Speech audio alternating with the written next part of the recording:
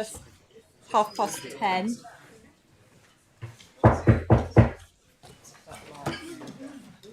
We've gone live on the new system, and just checking so everyone's in the room. So just to say that we do have a full quorum in the room, so we can make a start. Welcome to the meeting. We've had a Karakia already. And just to say as well, because if there's an event like an earthquake, drop and cover, and exit out through the door, and the gathering point's actually out on the car park, out of the car park. So we haven't done that before, but it sort of feels like we should. So we're being recorded. We've got a new system in place, but we're actually not live streaming today. That happens next week. But we have all the systems in place today to be, going out in the audio and to have the recordings done. The cameras are all round, and so this is quite exciting that we're sort of very close now to being sort of fully live and accessible by the public. So, Ian, would you like to do the mihi? Kia ora. Tēnā te rūru, te kaukau mai nei, ki hai mā raka tūpoka nui o te rūru, te rekau. Hepo, hei au, kāwa, tia heiwa, mauri ora. Nei ana te mihi kia o koutou. Tuatahi, mihi ki te rukarawa, nōna te tīmataka, nōna na whakamutunga kaori ino ana hoki, nāna tata katoa, manaaki tiaki ko wā katoa. Ka huri ai kia rātou, ko hea ki te pō, ko takahietara whānui a tāne, tēnei wiki, tēnei marama, tēnei tau. Kaori mātou e wari tia ai o koutou, moi mai rā, oki mai, tiraha, whakatā. Rātou kia rātou, tātou kia tātou, nō reira, tēnā koutou, nei te mihi atu ki ngā manuhiri tai mai, i tēnei wā, kia koe Jessica, Shelley, nau mai, hoki mai, i wanginui tātou, ki te kore repana Wai Connection Waitaha, nō reira tēnā kōrua. Koutou, ngā kai kauni hera, pai ki kite i o koutou tēnei wā, kia koe John te raha ruhi, nō reira nei te mihi atu ki a koe he hoa, pai ki kite a koe, hoki mai i wanginui i tātou, hikaka te manawa, kei ko nei koe, he noho i wanginui, nō reira tēnā koe, hoki ki a koe, Peter, kia kaha e hoa,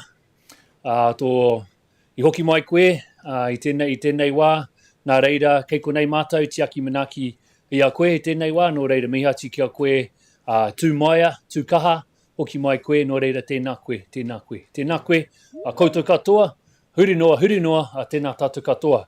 I tēnei wā, kei te noho mātou, kei mua e nei tepu hou, tepu rimu, no te taipautini, he a tāhua hoki tēnei tepu, e nei rākau mai i ngā wā o mua, engari kei te ora tonu hinai nei, kei mua i a tātou, te mauri o era rākau rimurapa. Hoki ngā whakāhua, mai auraki, ki uta, tai atu ki tai, ki te tātahi, engari kua kite ngā awa o ngā kā Pākihi whakateka o Waitaha, hea tāhua. Just acknowledging our guests, Shelley and Jessica, welcome back to amongst us. Also acknowledging John the Lazarus, coming back to us, and I'm so glad you're here, John. This whare wouldn't be itself without you. So I'm glad you finding in this challenging time that you're amongst us, and also acknowledging you, Peter, to see you here amongst us, to show your strength of character, to show who you are. We're here for you, so thank you for being here, and tēnā kia kaha. Just acknowledging this beautiful tepu, this rimu from the west coast, dug up, I think, from the river, so it's been recycled rimu, and also acknowledging our Canterbury region from Aoraki on that table there, showing the beautiful awa, our braided rivers flowing across our plains all the way down to our coast. So just acknowledging that, and just because I noticed some braids are together and there's one braid by itself, because we always have that outlier braid somewhere in our Canterbury rivers. So I'm not too sure which councillor that is, but no doubt through the decisions that we made at this table, we will find out who that is. Without further ado, I'm just going to do a karakia. Just to acknowledge that this table is going to be here for a while. We're only the caretakers of the sitting here, because the faces will change over the years to come. But it's decisions we made, not for all of Waitaha. So we just got to put the Māori in this table that hopefully we always make the right decision, eh? Nā reira, ka tākana te karakia mo tēnei whare, mo tēnei tepu, mo te tepu rimu hoki. Oh, now I've said all that, now I've got to take the Māori. Mai te tupua, mai te tawhito, mai te kāhui karaki, mai te kāhui araki, tēnei tepu rima mai te taipautini. Kia kaha kia mai ia mātou i noho ana kei mua, ia tēnei tepu ta Māori mo ngā whakaaro o ngā tangata i noho ana kei mua, ia koe ta Māori kei roa tēnei tupu, te Māori mo ngā whakaaro, mo ngā tangata ke eke mai nei, tēnei tau, ngā tau e heke mai nei, kia mau ki ita, kia kore kai karo, kia pupui, kia whakawhamaua, kia tīna. O mie, hui tai kie, kia ora. Kia ora, and thanks, Jan. So, moving on to apologies, we've had an apology from Councillor East, who's on council business at a zone committee meeting. Conflicts of interest, do we have any today? Nothing to declare. We have one public forum session, so I'd like to welcome Jessica Halsey, who's the Y Connection Regional Manager, and Shelley McMurtrie from EOS Ecology to the table to present to us on the Y Connection project, and particularly focus on the Catchment map series.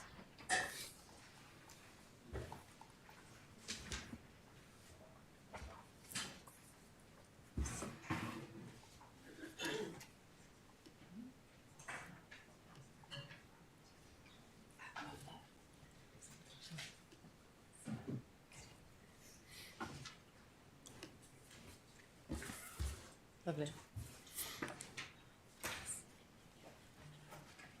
So you settle yourselves, and then we've got a presentation online, but there's also copies available in hard copy if councillors would like them. You have 10 minutes to speak, and we'll give you a little notice, a little bell. Do we have? Is it a bell today, or what are we using? Or just a little signal that it's when you're at 9 minutes. Yeah, I'll give you a little signal. And so we'll hear from you for 10 minutes, and then councillors can ask questions after that. So thank you so much for coming in. Appreciate it. Look forward to hearing from you. Kia ora.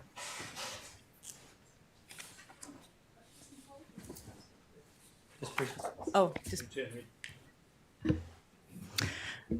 Kia ora, ko Jess toko ingoa. I wanted to express my gratitude to yourselves for inviting us back again, and for the opportunity to share with you the Y Connection report and the mahi we've been doing over the last year and a little bit longer. I believe I came and presented to yourselves back in June, and a lot has been happening in that time, and it has been both difficult and fantastic, and we've really appreciated the opportunity to get to do what we've been able to do. I wanted to direct thanks to Councillor Grant. Thank you for wanting to bring forward the Focus Catchment map series and having an opportunity for councillors to see it. The feedback we've had from the community groups we've been working with has been fantastic, so we're really excited for the opportunity to delve into that a bit more. Can you do the next slide?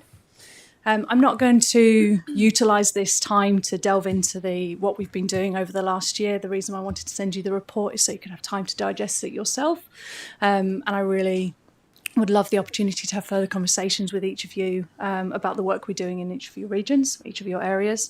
And as you can see from the display up at the top, these were the 15 areas, groups that we looked to support, but we're now supporting a total of 71 catchment groups, both through individual and hands-on support and also through the support for collectives. What I'd like to do now is pass you on to Shelley McMurtrie to have the opportunity to talk to you about the Focus Catchment Map series, how it's currently being used in Waitaha, and how we hope it will continue to be used in the region. Kia ora. Kia ora koutou, ko Shelley McMurtrie. As just said, I'm here to give you a quick update on the delivery of the Focus Catchment map series into Waitaha, Canterbury. Some of you would have heard about the map series already. Some of you actually worked with us during the development phase, and some of you would have seen some of the outputs that we've produced for Canterbury already. The MAP series is one of the key outputs for EOS as the National Technical Support Team for the Y Connection project. In relation to Canterbury, we're hoping to produce 15 of these for Y Connection supported groups by June 2025. And with the systems that we have set up, we would be able to continue to produce these for other catchments if there is interest and support for such an endeavour. The intent of the MAP series is to bring together data available from a myriad of online sources into one place. All the information that we present is ultimately available online, but, it would be a Herculean effort for each group to have to search for and collate all of this information on their own, let alone, doing that in their spare time. And that's why we decided that it was worthwhile to produce this output for them. The document is pretty sturdy. It's got over 90 pages and 30 maps in an A3 output, and its current format is in PDF and a bound print. The MAP series is based on a Karakia approach on providing knowledge at that catchment level. And we all know that being able to work through options for improving the health of our waterways, that really needs to be done at the scale of a catchment rather than the site. And this MAP series certainly reinforces that approach. The MAP series is broken down into 6 sections that takes you on a journey through the catchment. It starts at the broader parent catchment view, and this is because sometimes the focus catchment could actually be just part of a much larger catchment. It then goes through factors affecting catchment processes and land management aspects. These are based on model data available at the national level. We then move into monitoring and ecological data, and that's taken from data collected by Regional Council for Water Quality and Invertebrates and national data sets for fish. And it ends with how your catchment is connected to the coast. During the development phase, we had permission from MFE to work with one representative catchment group, that was the Whakatau Sustainability Collective, and with the Regional Council, and that was you guys. That collaboration allowed us to produce something that was not only useful to the groups, but which wouldn't conflict with the work being done by regional councils in the same space, and that includes things like the catchment context challenges and values process. Whilst there was a little bit of nervousness from both parties at the start, the collaborative process did work really well, and I think that everyone was ultimately pleased at the output that we were able to achieve. During that development, we did look at over 150 different online data sources, and we ended up focusing on those available at either that national or the regional level. And we did that because we were rolling these out across the country, so we really did need to do this in an efficient and consistent manner. And having the same type of data presented across the country also meant that groups in one part of the country could directly share and compare their map series with a group in another part of the country. With such a massive body of data to bring together, we did need to look at ways of working smarter. We rely heavily on GIS and FME processes to pull together data from a range of different sources. For most of those national databases, we can pull that data directly from the websites, and that includes things like the RecLayer and the LCDB. Other data sources, such as LAWA, those aren't really accessible via this kind of automated access, and so we're sent Excel files which we then input into that FME workbench. And so with those kinds of data sets, we can work up these workbenches to effectively run unchanged as we produce that map series across the country. There are then some regionally specific GIS processes to pull data direct from each regional council, and that process does differ per region based on the systems and processes of the council.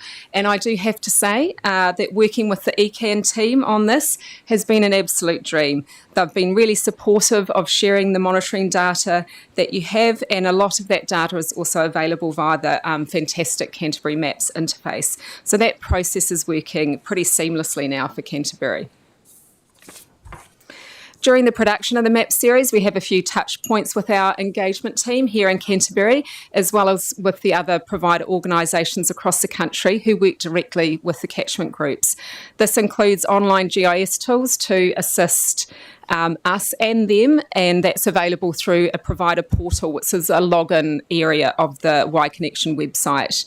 And of course, our team is here in Canterbury, so Jess and the team can just pop over and have a chat to us. But having these online documented processes is pretty important to show what we did and when.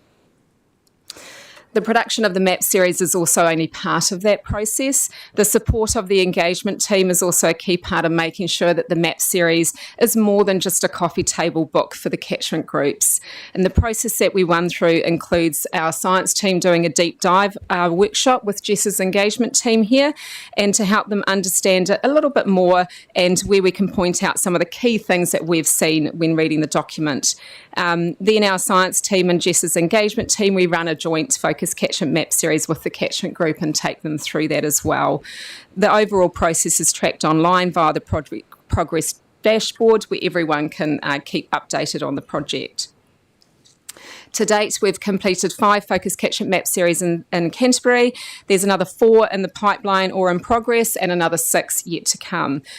We do have some hard copy printouts here for one of them. This is the Akaroa Harbour focus catchment map series, and I can leave those here for anyone who'd like to have a look at the hard copy. To date, the feedback on the map series in Canterbury has been really positive. There are some here today that can probably share their own positive thoughts on the map series, but what I've put up on the slide here is how the supported catchment groups have been using their focus catchment map series to date. So this relates to the 5 groups that have their map series in hand. And you can see that a lot of the use that they've got out of the map series is to either gain a better overall view of their catchment, help them target data gaps, and that could be through a lack of visibility of other data that they know about, or looking to set up their own monitoring to help fill those data gaps, as well as to help see things that they can celebrate. And this was a really interesting thing for us, as some of the groups out there are really struggling with the negative aspects. And so seeing things in the map series that they can celebrate and get behind has been a real boon for them. So, wow, look at that.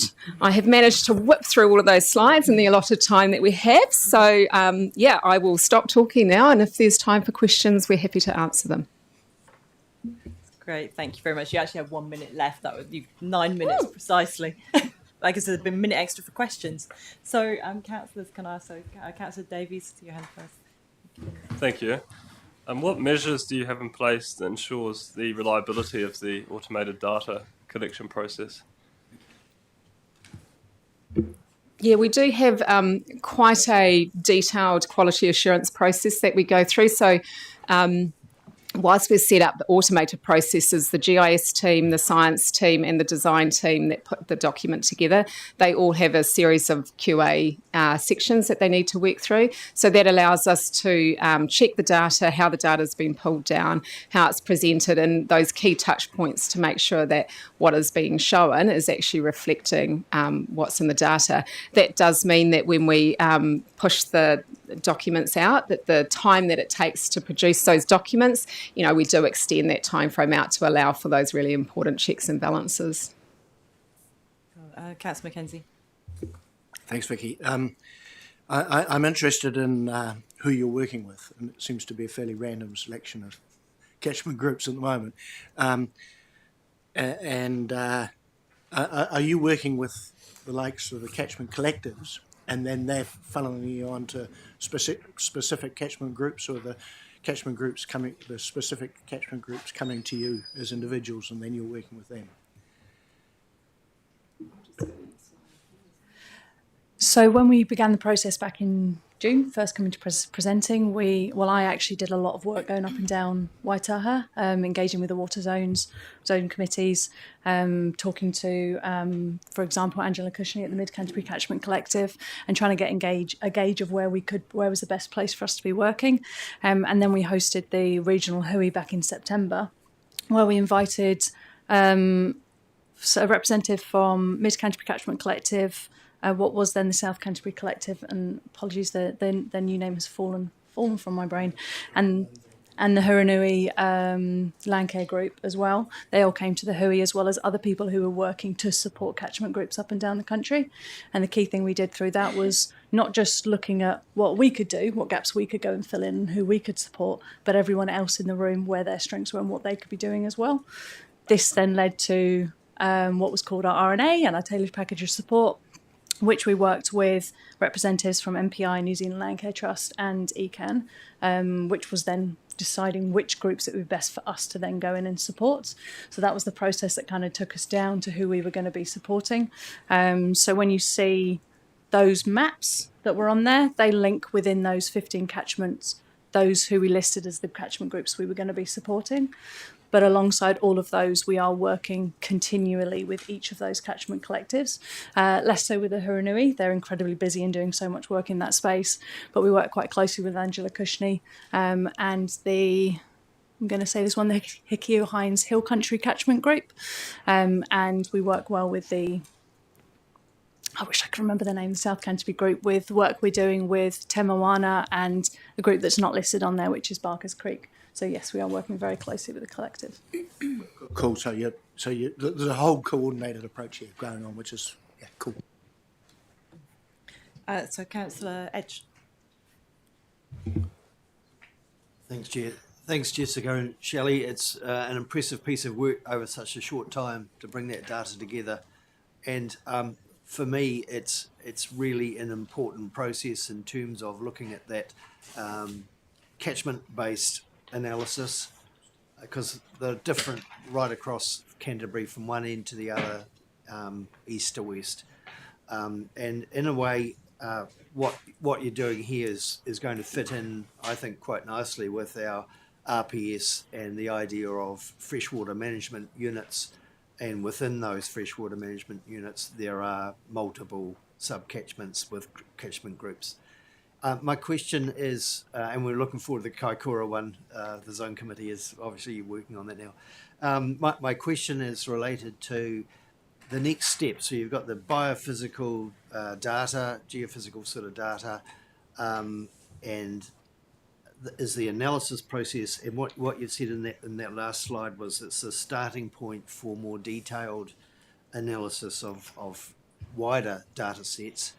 Would they likely include things like the Agribase data set, where land use activity can be looked at within the catchments and provide information that correlates with what you've got, the main geophysical, but also the science data that Environment Canterbury has? Is that the next step?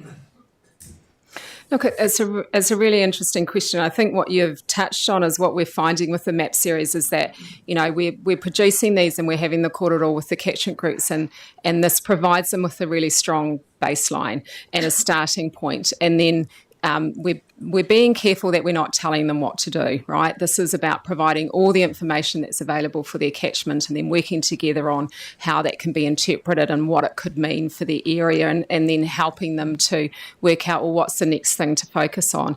And so as a result of that korero, we are finding some interest coming out in the groups for what's the next extension for the map series.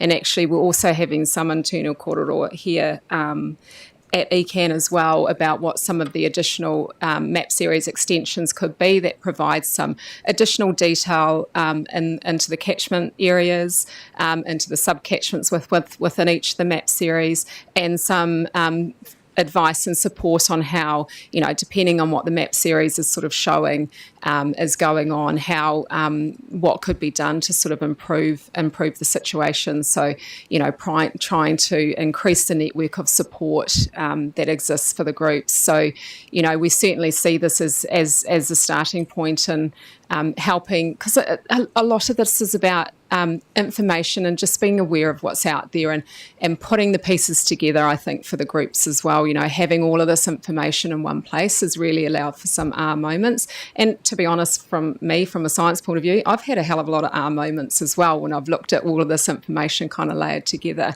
And so if we can then use that as allowing for that next step to be more focused on what groups want and support them in that and provide this consistent level of information so that it helps for their knowledge gain as well.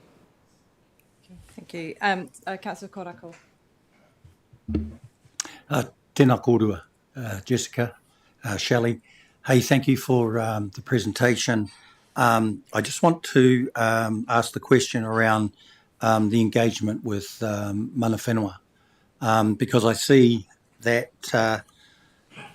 just going through your annual report stuff, and then with this, and then there's one runanga actually that's mentioned there, which is Onuku, and congratulations on the on that hui that you ran actually in January at Onuku as well. I'm just thinking that and looking, of the sort of areas that you've covered, Kaikoura, which also you got Waimakariri, so the two of them, Te Runanga o Kaikoura, and Naituahuriri, and then also, looking on Te Pātaka o Rākaihautū. Now, I know you've got a very active relationship with Onuku. And I see that Wairewa Mahinga Kai is also, I'm just wondering around Kokorarata, Rapaki, those ones.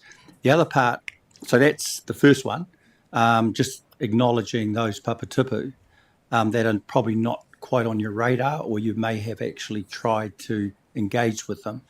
The other parts are the Runanga environmental entities, like Mahanui Kurutaio, AES and Okaha. And the final one, which is Ngaitahu centric, and you probably know about Kahuru Manu, which is the mapping, it's very much the cultural mapping program that's been around for quite some time, which would be really interesting, to actually lock into this. So my question is that are you continuing to develop the relationships with mana whenua across the areas that you work in? A brilliant question, and it was one that we were looking at from day one. I don't know if you remember, I had a meeting with Yayan and Craig, and had some fantastic recommendations from them both as to good steps and things that I could be taking to engage best with mana whenua.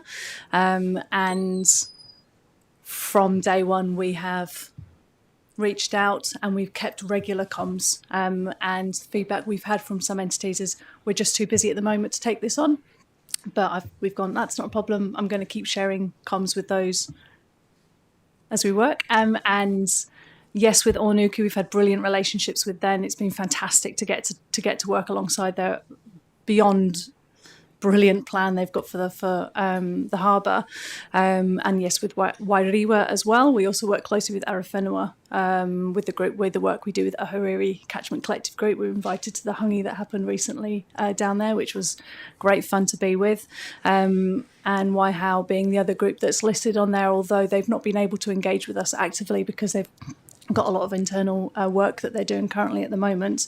We've kept them on there and we've kept the comms up with them, and we've just, the door is open.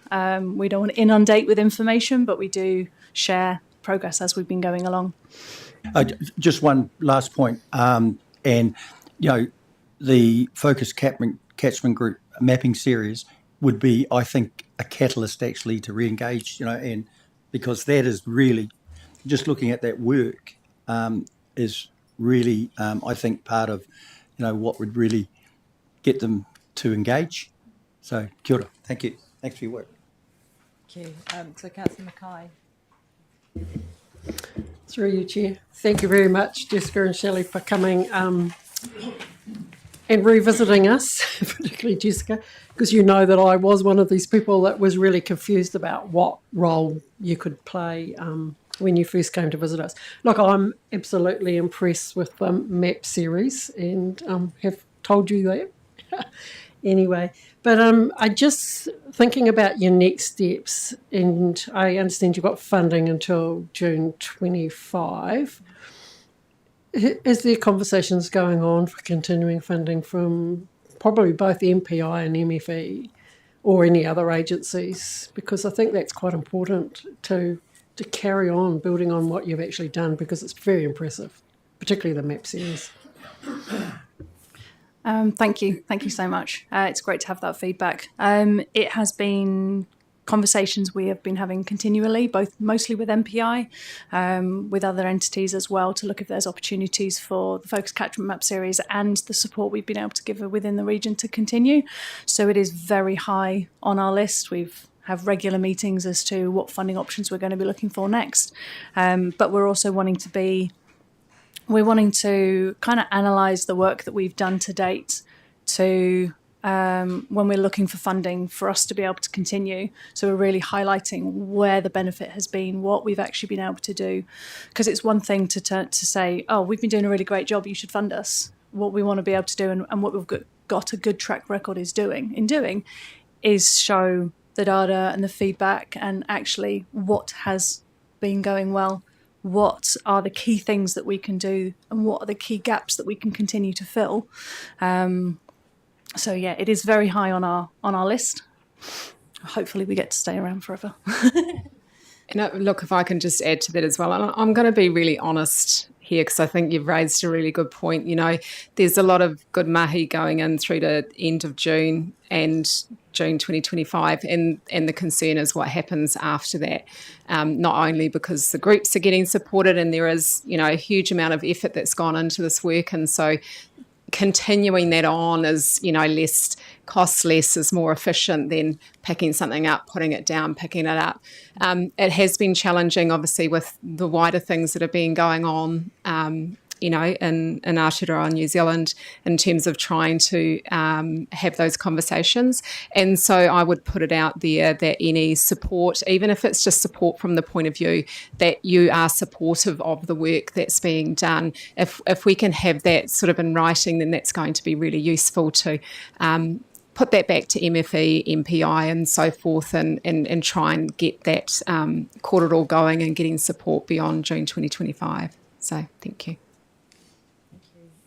So Councillor Swiggs. I'm not going to. Councillor Mackay has channeled my question. Was actually about the delivery part, because there's a lot of like what you've done, but I was quite interested to understand how that's translated to impact on the ground. I don't think that's a question that you need to answer now, but I think that would be really good in that conversation that you just sort of had, because what is the impact that you're delivering to, you know, the outcomes especially that we're trying to see and other people are trying to see. But I was really pleased to see the Community Waterways Partnership piece that you're working on. We've had lots of conversations around this table and in the community about the you know, urban waterways. So if there's anything you can do to sort of get that really pumping and get it actually off the ground into some sort of formal way, that would be a big win for our urban waterways. I just wanted to add to what you just said about the Community Waterway Partnership. I was just listening to Courtney having a meeting today. Courtney's our Mid-Canterbury Catchment Mid-Canterbury Coordinator, and she was having a workshop with Georgina today and helping them plan and prepare for the hui that's coming up. And we've just gone on some facilitation training, so we're looking to continue to support Georgina in that space. And it's been brilliant getting to work with the Community Waterway Partnership, and I don't know if anyone went along to the World Rivers Day that happened the other weekend, but what a spectacular event. And it's great to see so many people working together in the urban space to improve the waterways.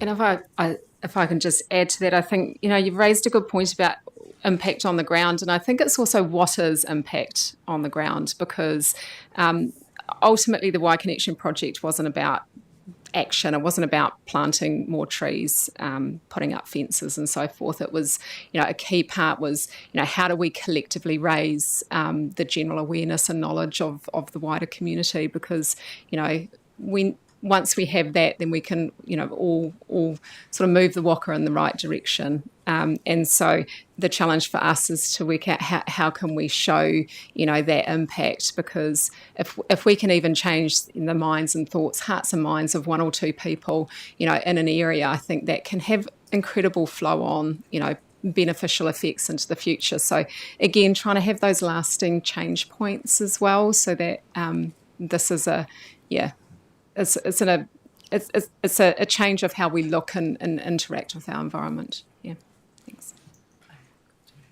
And Councillor Robinson, and thank you for answering that question, because I actually did want the question that Dion had asked, because that was going to be my question, so it's good.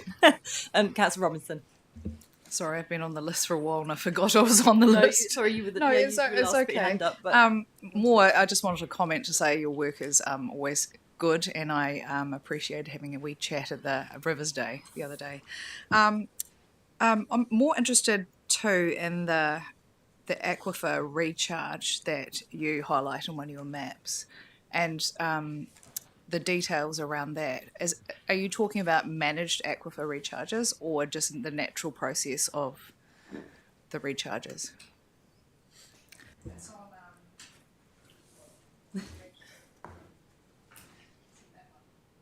Oh, right. So this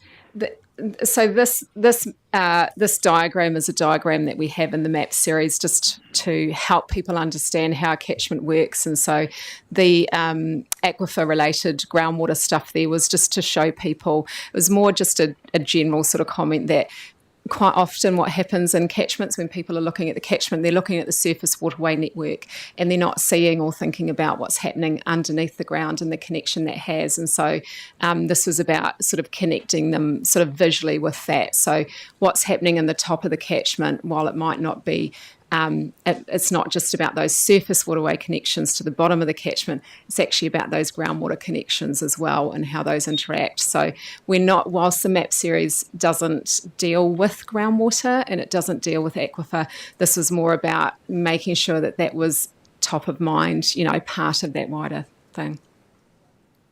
Do you think, just to add to that, it's something that's possible to look at in the future to get a holistic viewpoint of what's really going on in the region with regard to all water? I turn it on. Sorry. Look, I think that's a really good point. We shied away from it because we're not groundwater experts, and so we didn't feel that we were in a place when we did the original development of the map series to kind of look into that.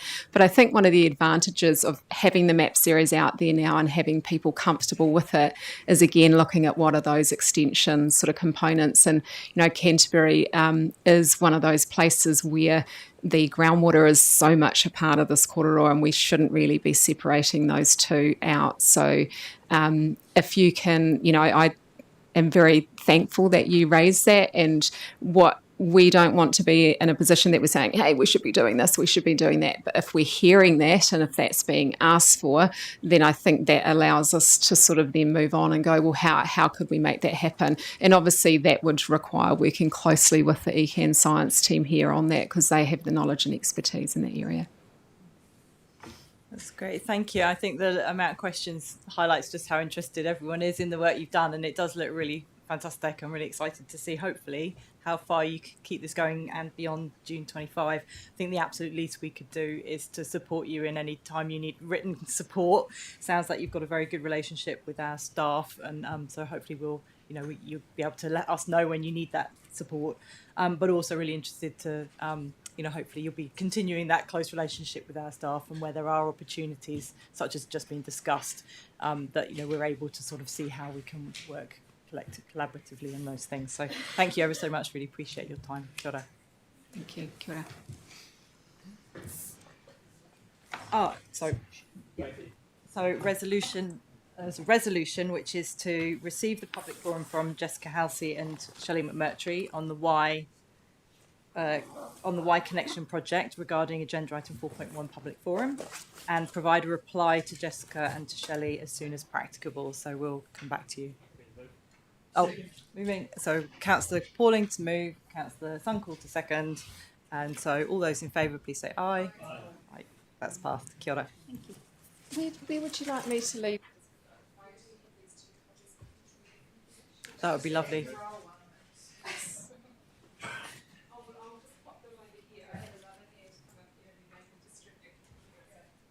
Thank you for that.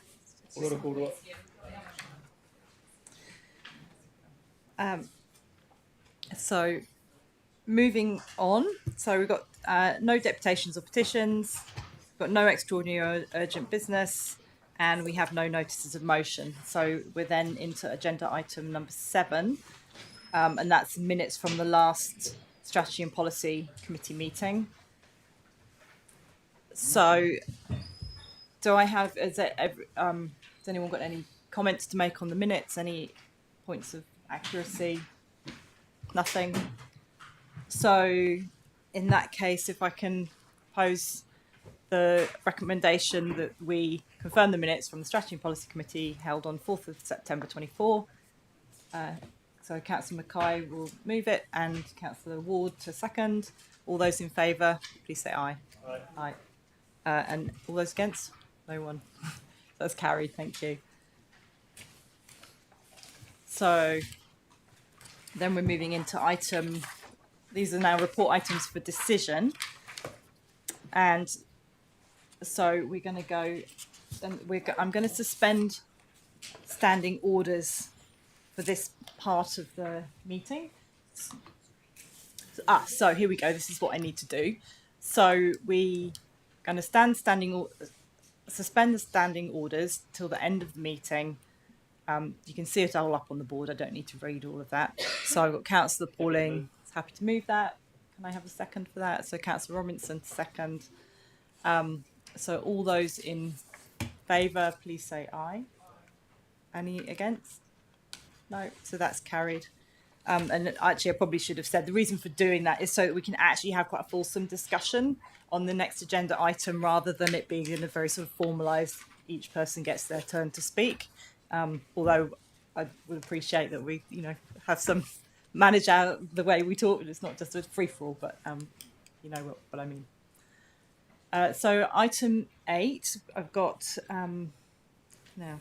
Sorry, let me find. Yeah. 8. So if Emma Davis and Cecilia Ellis would like to come to the table, and they'll speak to this item, to this paper.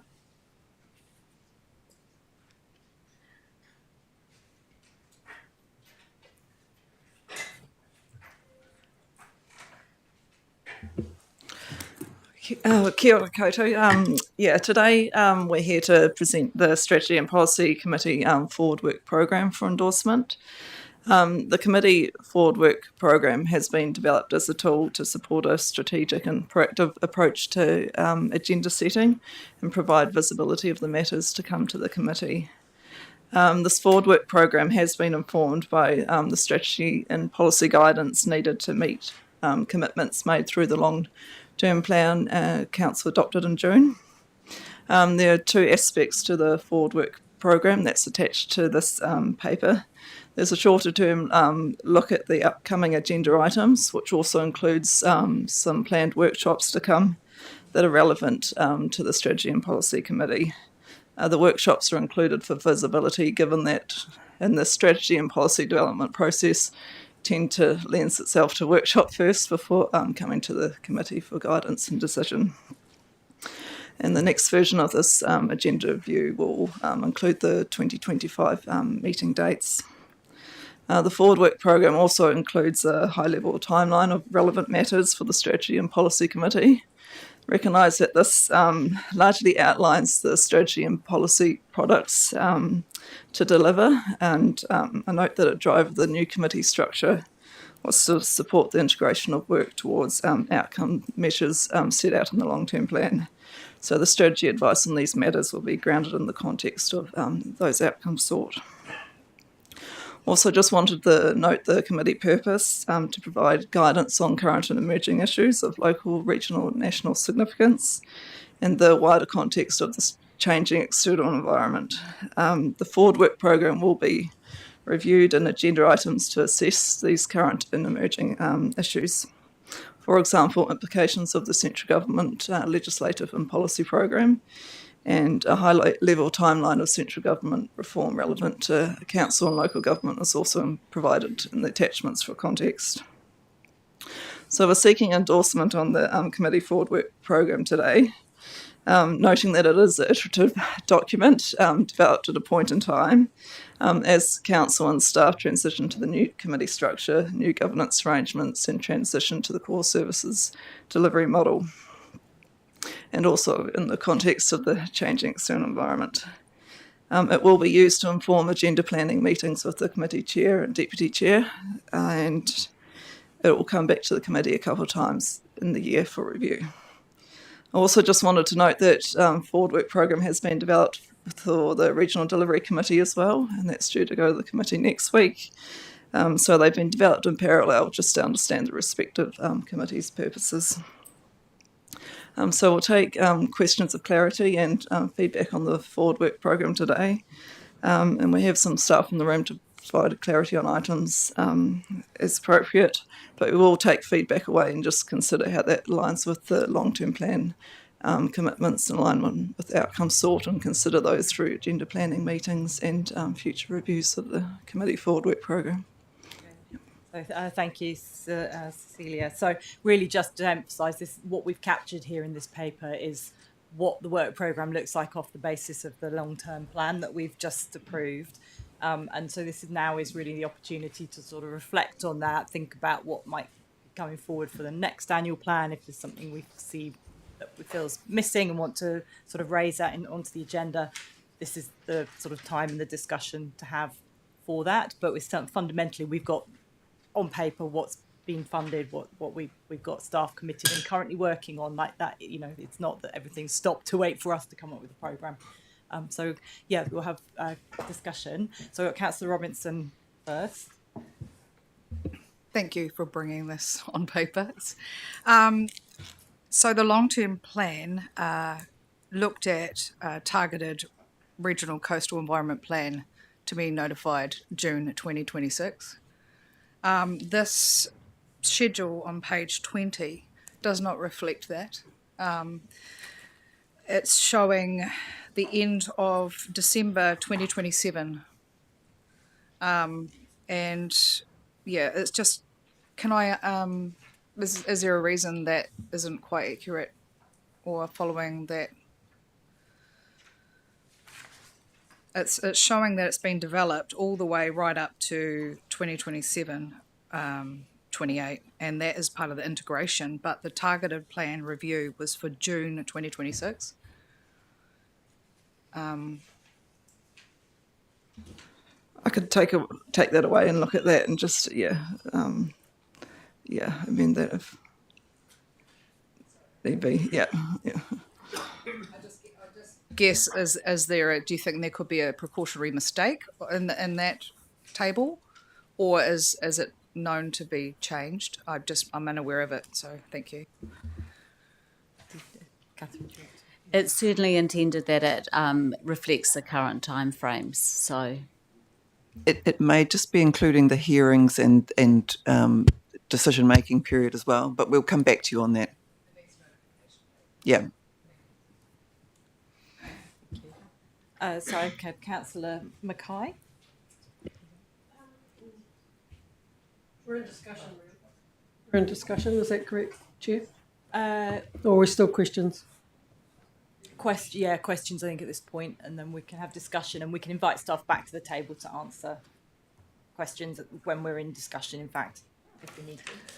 Okay, well then I'll frame my question before I go into the discussion. So just with regard to the table on page 19, and I guess I would go to the column meeting to be confirmed March 2025 and evaluate current and emergent issues. Is that including things like economic discussions that we would have for Canterbury, the context, the wider context of where we work in? I mean, you did sort of mention it a little bit in the covering conversation, but is that what you're thinking there? Yes, so as part of bringing back the Forward Work Programme, the broader context and external environment in which we're operating in, yeah. Councillor Edge? I think mine's a broad discussion. Okay, Councillor Swiggs. Yeah, I'm going to follow on from Councillor Mackay here, and we spoke about this in the when we set the agenda around the regional economic sustainability focus, and I understand that what we've been presented today is reflective of our long-term plan. But my question that I've been thinking and pondering over is how do we then, now that we've got this today, How do we signal to, if it is indeed the will of the council, to start looking at other things that we may want to consider? And the reason that I'm raising regional economic sustainability is the Waikato Regional Council has just gone through this process, and they have disbanded their regional economic development agency in favour of a collaborative regional economic sustainability approach with all their TAs, where they are going to work with pulling it all together so there's a far more collective and cohesive approach to regional economic sustainability and development in light of environmental sustainability and other factors that are within the four well-beings of the RMA. So the question really is, how do we elevate that as a thing that we, if it's the will of the council, want to look at, and then bring back options so that we can then discuss those options in subsequent annual plans. And it's not just this regional, say, economic sustainability issue, but it's any other strategies or ways that we may want to do things or elevate things, strategies to do potentially at this council. But the process will be to, obviously has to be funded through a subsequent annual plan, but that's, do you know what I'm trying to sort of say? And I'm going to use the regional economic sustainability part because I do find that is a missing gap in our current strategies. Where there are ideas from this council that they would like to look at the development of a particular strategy, be it a sort of a regional economic strategy, that would be something for a discussion, and then to sort of for us to consider, and we could, look at that, how we consider that either through workshops, but we would just need to give that a lot more consideration. I'm aware the Canterbury Mayoral Forum are doing some work around sort of economic development. So I think this is the opportunity to identify those areas of further interest. Just to continue, so would that be through a formal resolution at this committee to say, go away and bring us some advice about, like you've just said, the Canterbury Mayoral Forum is looking at something at the moment. I wasn't fully aware of that, but what does that look like from a regional council point of view, and how do we then work with the TAs that we work with? And the other question that I was also going to ask, and it's probably quite pertinent, is I really love what we've done here with the central government work, the high level central government and that interrelationship that we have a regional government. But I think there's also an opportunity here to go down to the TA level as well. So what are the TA's district plan processes that they're going to be going through? Because we submit to those, so that would be quite useful for us to have an overview of those as well. That's some work down the track, I imagine. But then we've actually got a full picture of all things going on in Canterbury. But going back to the regional, the question that I asked before, is that the best way you think from the staff point of view is to put an amendment in a resolution asking you to bring back some advice at a future meeting about something? I've got some thoughts on that. I think it would be interesting for there to be a discussion here at the council, and then we hear about what some of the ideas are. One step could then be sort of a follow-on workshop to explore those further, rather than agree to a resolution to go into looking at a specific issue, but that's a suggested approach. So I think it might be interesting to hear how the discussion goes, but I'll look to the chair to guide that too. Yeah, I'm just reading the recommendations, and actually I think recommendation 2 captures this, discusses and endorses the policy forward work programme to be used to inform agenda setting by the committee chair, deputy chair and lead director. So we, that agenda setting is then, the workshops, the next pieces. So I think the scope in this recommendation is there to pick up what's heard in the discussion, get a sense of the interest around the table in particular aspects, and that can then get moved forward through that recommendation. I don't think we necessarily need something new and very specific about any one particular thing that any particular council puts forward at this point in time. I think it's all to be caught, and you're the deputy chair, Dion, so you'll be able to make sure that one stays on the agenda, won't you? I think that to me that recommendation 2 does capture that, but have a look at it, and if you feel like it needs to be more formal and explicit than that, then raise that at the time. Councillor Davies. Just regarding public transport, where do we see business cases and investigations kind of fitting into our new structure? We've got GC here to provide some more information on that. A lot of the public transport conversations will be brought to you through the annual plan discussions. So that's the main mechanism, but I can turn to GC and see if he's got anything further to add.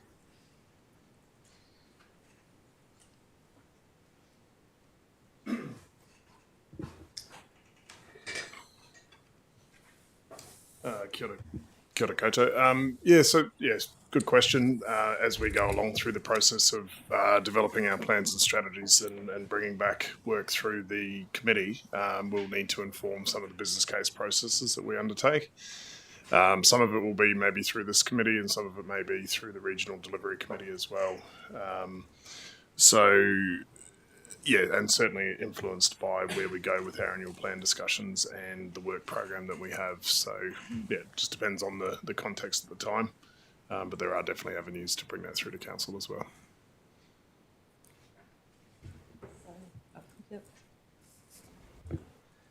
And so can you just briefly talk to the strategic approach to integrated transport and land use planning and sustainable funding on the table on page 20? Is that just an ongoing? Through you, Madam Chair, that's absolutely noted as an ongoing discussion that we're having between there's the Greater Christchurch Partnership, the Mayoral Forum, the Regional Transport Committee, thinking around there's a number of pieces of work that are delivering on different aspirations in different spaces. So particularly with, say, the Greater Christchurch Spatial Plan, which identified some key directions and actions that we need to take with transport. So how are we bringing that integrated land use and transport discussion through to our council here to inform discussions we're having through partnership approaches on different projects. The sustainable funding is certainly a challenge in terms of generating more revenue into the system, particularly for transport. And so how do we, there's a number of streams of work happening at the moment looking at alternative funding options, and how do we bring that back to the committee as well. So this is a note, I guess, in the table that this is an ongoing stream of work, and there will be things that inform the future work program of this committee. And Councillor Mackenzie? Thanks, Madam Chair. Really, just a question around the two recommendations. It talks about endorsing the work program as an iterative document, and then the second one specifically refers to informing agenda setting by the committee chair, deputy chair, and lead director. I'm just checking that that's not specifically trying to cut out the core service leads from that discussion when it is appropriate. That hasn't been discussed. It wasn't something that came into my mind to think that we were going to be attempting to do that. So no, there's certainly not any intention on my part. Or no, Councillor Swigg says no either. We could add it in if you Yeah, want. I mean, I just sometimes when you have specific recommendations, the wording is important. But I doubted if, in fact, that was your intention. So I only just raised it as a question, really. Yeah, I mean, to be honest, unless staff give me different advice, I don't actually see why we couldn't have a full stop at the end of be used to inform agenda setting, full stop. I mean, the chair and deputy chair have a particular role, as does the director, but I'm quite happy to chop out the back end there and just put it full stop at end of setting, if that makes people feel more comfortable that we haven't got an alternative agenda going on here. And sorry, Councillor Karakia. Oh, kia ora. I'm just looking at the timetable, and I get the Te Tiriti stuff, particularly around the Treaties Principles Bill and also the Macca Amendment Bill. I'm just wondering, how do we factor in, because the fast track projects have already been released, So how do we cater for that now that they actually have been released, and how do we cater for that in this work program? For instance, solar farming and all of that. So we've got some more work to do to assess and understand the implications of the projects that have been now included on the fast track bill. So we're really waiting for once Cabinet have met, and so we've got a better picture of those, and then we will assess what the implications are for that, both in terms of our strategy development and any sort of operationalising. So as that goes through, we'll keep this committee informed on that process.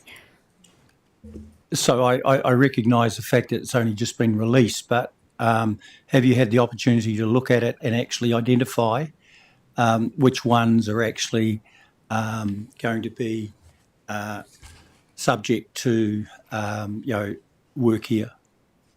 Yes, we have done that, and that will be included in the update to councillors later this week. So we've got an update coming directly to you on that and which ones are particularly relevant to Canterbury. I'm just, again, cognisant, and I'll bring it up again in the next paper, around the Takutai Moana MAC Amendment Bill. The submissions close on the next week. Yep, so we can provide you an update on that when we discuss the next paper. And I just had a question about waste management and waste strategy, in that I know that there's a piece of work being done through, I think, the Joint Waste Committee, looking at waste streams, and volumes. Of course, I've got on the fast track bill, there is the Project Kia on there, which is a huge waste management piece of kit that potentially now lands into a system where we haven't actually got the base data. That's the sort of information you really need in order to make good decisions about where do these things go, what's the need for them, how do they fit into the waste hierarchy, and ensure, avoid undermining recycling and all those other things. And I know Councillor Mackenzie has talked to this before as well. Like a waste strategy side of things, is that being progressed through mayoral forum or waste, or where are things at with that, and is that actually a piece of work we should pick up and put into here somewhere? Through Chair, I don't have an update on the waste strategy specifically, but I can bring that back to this committee. Just in terms of the fast track bill, we've only just received the list, obviously, in terms of what's been released by the government, and there will be some further details coming out from Cabinet around, as Emma said, around what the specific details of each of those projects is. Whether those projects have changed from what we currently know as to what was actually submitted to government as part of that list, that's what we need to understand a bit better.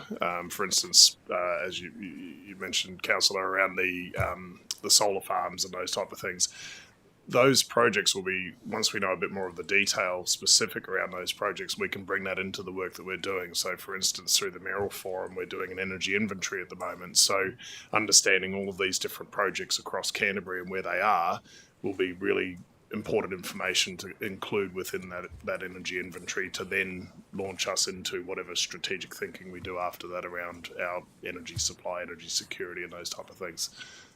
Similarly for the waste project will be an important part of considerations when we're talking about a waste strategy for Canterbury. Kia ora, Jesse. Thanks for that. My only concern is that, the MAC is probably the best example of that, is that suddenly I reckon that we need to be looking at the fact that they're going to actually happen yesterday, because that's the name of them. They're called fast track. I mean, it sounds as though you've been a little bit proactive, because identifying, not actually, they only been confirmed, recently, but I'm just worried about the fact is that then it's the timing thing, particularly around Project Kia, that they want to get that thing moving. Kia ora. Through Chair, just another on the fast track consent. So there's a number of Greater Christchurch related subdivision plan change type concerns. So we have information to a point about what those were and where they got through in their process before being pushed into the fast track process. But it's just whether anything's changed from what we know to what's been proposed to government or submitted to government. So that's what we're waiting on, is the further information in that regard. So then we can move quickly to inform council about where our approach should be. Sorry. Those have particular issues around public transport, for instance, which we need to understand better as well. So, thank you, because I understand that. I know one already, which is Project Hananui, down in Rakiura, Stewart Island. And now Sanford's are saying that they may not be able to go through with it. So I get that it's a moving thing. Thank you. Kia ora. Okay, thank you. Oh, and Councillor Swiggs. Yeah, one other question that I had, and I emailed about this last week, was around that that bit in this paper that I think was missing, around that enhanced monitoring and compliance focus that we're trying to have from the delivery committee, and how that relates back into our strategy. So when gaps and issues are identified from a delivery point of view, how we can then take those issues, feed them into, are they either actual like delivery problems, or are they issues with strategies and policies that we may have at the council, and then how does that feed back through to our work program and into this committee? So that was something that I think I wanted to raise here, because it is an important closing that loop in these three committees and how that works. And I think it's really important that we do air that and think about how we do that. So have you guys had any further thought about potentially how we do that through this work program that we've got, that we're potentially signing off on today? Yes, I mean, we've added in there into this longer term look about, strategic approach to effective environmental regulation, recognising that there will be some conversations coming to this committee. Yeah. Is there a formal way we can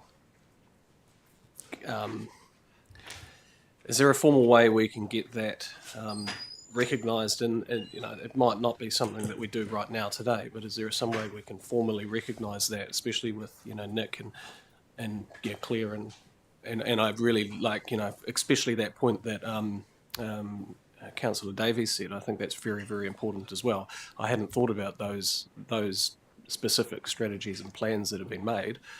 He raises a really good point, and how do we recognise those things as well?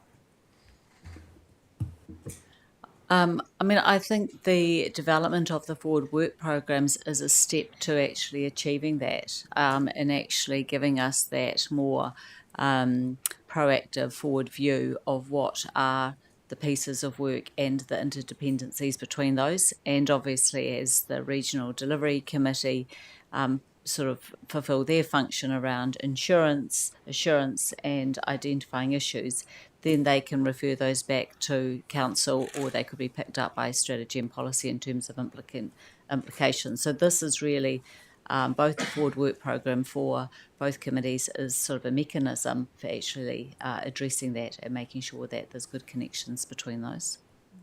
I wonder whether it's maybe a paper just outlining how, because it's really around how the staff are connecting and communicating. And I just speak this as somebody who worked in planning policy in the past, was very much engaged with the enforcement team, with the consenting team, to understand where there were things that weren't working so well for them, that had got a policy sort of had created some complexities.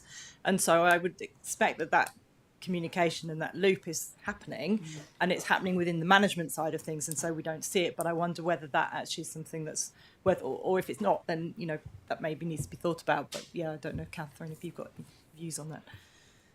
I was just reflecting on a meeting that staff were having earlier today, where this very question about monitoring came up, and what's the impact on how do we know how the plan goes. So it is a live conversation, as you say, consenting compliance planning and the strategic leadership of, for example, environmental regulation and protection. So, but I think what we're doing as staff here is listening to you, putting your thoughts down, so that we can go away and just think about then what that means to a future iteration of the work program, so that you get the level of oversight that you need to make sure that we're thinking of the things that need to be thought through. So, it's ringing bells with me. So, thank you. So, Councillor Pauling, you had a question. Kia ora. Yeah, really good discussion. And first of all, I just want to say, thought it was a really fantastic paper. I like charts and tables and stuff, so it's good. I think really good to see the work we've got laid out in front of us. And I think the points that Dion have raised and Joe have raised are really important too. And I think what it shows is what I see reflected in the tables is sort of what's in our LTP and what we've already identified as key issues that we've got funding for and programs for. But what's coming up is the things that maybe are coming at us or that are part of the future thinking. And I think, just like what Vicky said, trying to get a mechanism for where do we put those things and how do we try to work on them, knowing that the staff have got their current jobs to do right in front of them. And we've got to be conscious of overloading that and then not achieving the LTP that we've got. So it's just finding that mechanism. And maybe that is, like Vicky's saying, how do we have something that identifies and sort of parking lot things and then prioritises them for action going forward. And maybe that is through the annual plan process that we can identify those things and start building a program of work around them, but knowing that not much is going to happen until we get to that point. And I just think we might have to be satisfied with that. Or if we choose to prioritise something above that, then we need to know the ramifications to the program.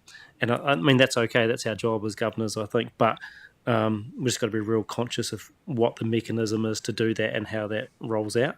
But really good discussion. And I think those things should be in our minds, in front of mind, because we're always going to need to react as well to things that are happening with other agencies, with the government, with our partners here in Greater Christchurch and throughout the region.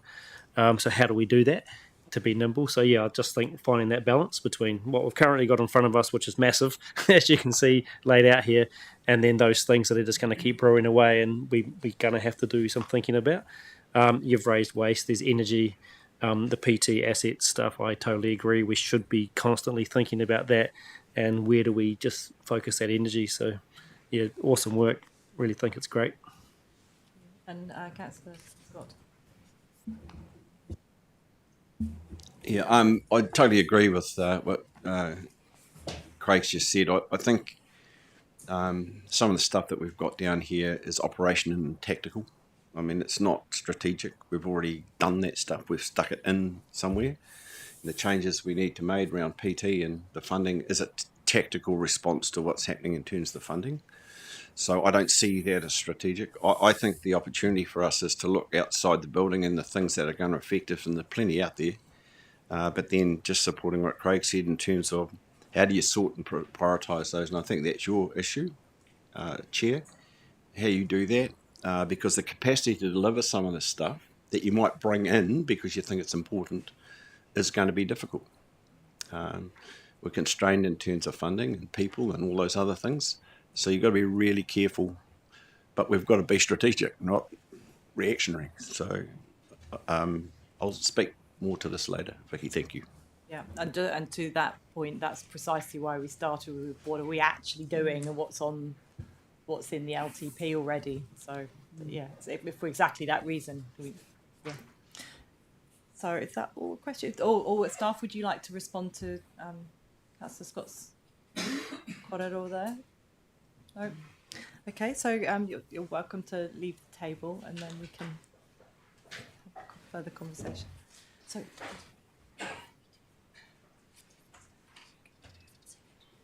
Yep. Okay. So the recommendations are up on the screen. Up on the screen. Chair, are we still in a discussion before we get into We'll move this and then we have discussion. I think that's the right way round. Is that? Yeah. After this, or do we move? Or we can have discussion and then move first. Yeah, no, it is right. Sorry, I'm getting confused. Right. So we'll move this first. So do I have a mover for the recommendations on the board? Councillor Pauling, the seconder. Councillor Edge. So remove those, and then discussion. That's right, and then we. Yeah, just like I said before, I think it's a really good paper. Highlights all those key areas of work that we've already identified through the long-term plan, and things that we need to work on. I really like how it's got the 3 core services looked at there. Obviously, the annual plan work we've got to do, and of course the dates when we can expect things to come back to us, which I think is really great. Yeah, I was really happy to see the biodiversity strategy stuff in there, the dust stuff, but also the Braided River revival work, land strategy, gravel management strategy, managed retreat work, and of course all the PT work. But yeah, just note what I said before about those other issues that are sort of hot issues that are going to come up, and how do we respond to them. So maybe it needs another column along the bottom, another row along the bottom, just to say, to put some of those hot topics in a parking lot sort of fashion, so that we can know they're there, but we might not be able to deal with them, like below the line sort of thing. So yeah, really, really good. And one of those issues for me, and I don't know, haven't spoken to Ian about this for a while, but I have raised it with a number of staff in the last week, is just that river rating stuff, that to continue that drive in that space around the district-wide rating, potentially for Waimakariri, in consultation with them, of course, and the ratepayers there. But yeah, just to keep that work ongoing as well, I think that's really important. So yeah, just really support this paper and the work that's been done. So thank Vicky and Dion and the staff that have worked on this. Thank you. Thank you. So Councillor Mackenzie. Thank you, Vicky. Yeah. So look, I think the timings for the various activities in the work program are good. I would suggest that in terms of the community preparedness and response to hazards, that the topic in the November workshops might be slightly. So I've been talking to Dion and Vicky and Stephen and his team about perhaps having a more collective approach, a whole of system approach to the river strategy, how we manage our river strategy, rather than breaking it down into the individual actions. And I think that will better deal with the individual actions which sit in our sort of work schedule in terms of Braided River revival. Where does that fit in with our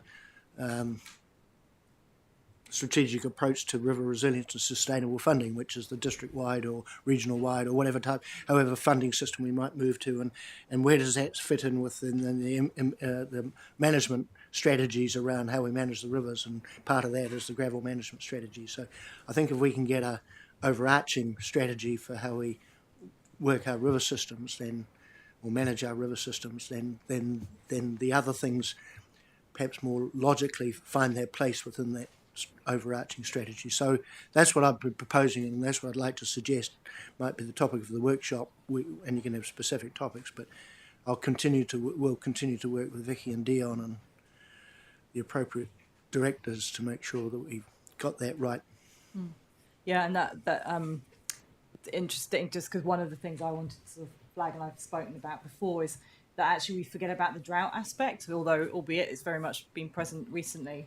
But that very much ties into sort of a holistic approach to river management. We've had the presentation from Scott Wilson about the significance of the upper gravels in the Braided River system to contribute to augmenting and keeping up the groundwater tables and so on in our region. So that holistic approach and understanding all those interconnections, I think, is really valuable. Councillor Swiggs has talked about having an overarching diagram of all the various sort of strategies and plans and how they connect, which ones are statutory, which ones are non-statutory, and so on. And I feel like if we can see all of those pieces, then we may be able to see how that's some rationalisation. Again, it's sort of in some ways also talking about rationalising and simplifying to sort of make sure there's not gaps because we've got things in different places, but also that we're getting the benefit of having things well integrated and holistic. So, sorry, Councillor Mackenzie, yep. Yeah, look, I agree entirely with what you just said, Vicky, because I think some of our so-called strategies are more management tools rather than strategies, and I think breaking those out and putting them in the right place is probably quite important for not only for us as governors, but also the directors and their teams to understand where the lines don't cross. Yeah. And the wider world outside that uses them as well. Yeah, certainly. So any other comments? Councillor Edge? Thanks, Chair. Yeah, I totally agree with Ian. It was one of the issues that I picked up in terms of that page 19, community preparedness. It's kind of, there are things in there, but something that I think if we have an overarching strategy that encompasses all of those things and considers all of those things, it would be really good. I'm kind of thinking of the a bar chart thing that was in the Before the Deluge document, where it had a 250 to 500 year approach to the management of rivers.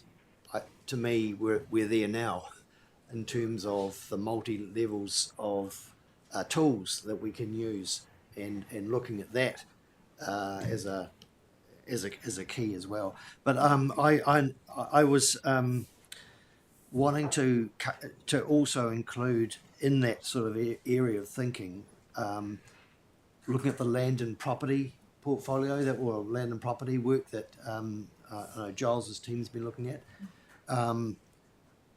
In the context of perhaps spatial planning, and we've just seen some information this morning from Y Connection about how these geophysical layers can build up a picture for things, and I'm particularly keen to look at that broader picture.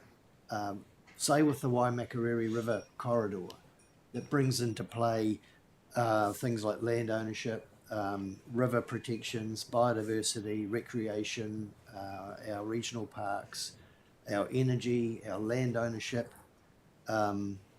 It's a real mountains to the sea to Kitai approach of a corridor, and say, what's happening in here? What are the issues? And what are the opportunities? And you go through that geophysical conceptual overlay stage to just be able to have some oversight on the issues. And then you say, there's the opportunities to do this or that. So that, and that provides a bit of rationale, rather than just saying, we've got some land over here, let's do this. So, why? All of those sorts of things. So yes, similar to the Y connection, but in a focused way. And out of that, you might actually develop the overarching strategy for all our braided rivers to say, these are the component parts that we need to consider for this river. Does this one apply here as well? Maybe they do, but it's just some logic in it. So that's one thing from me.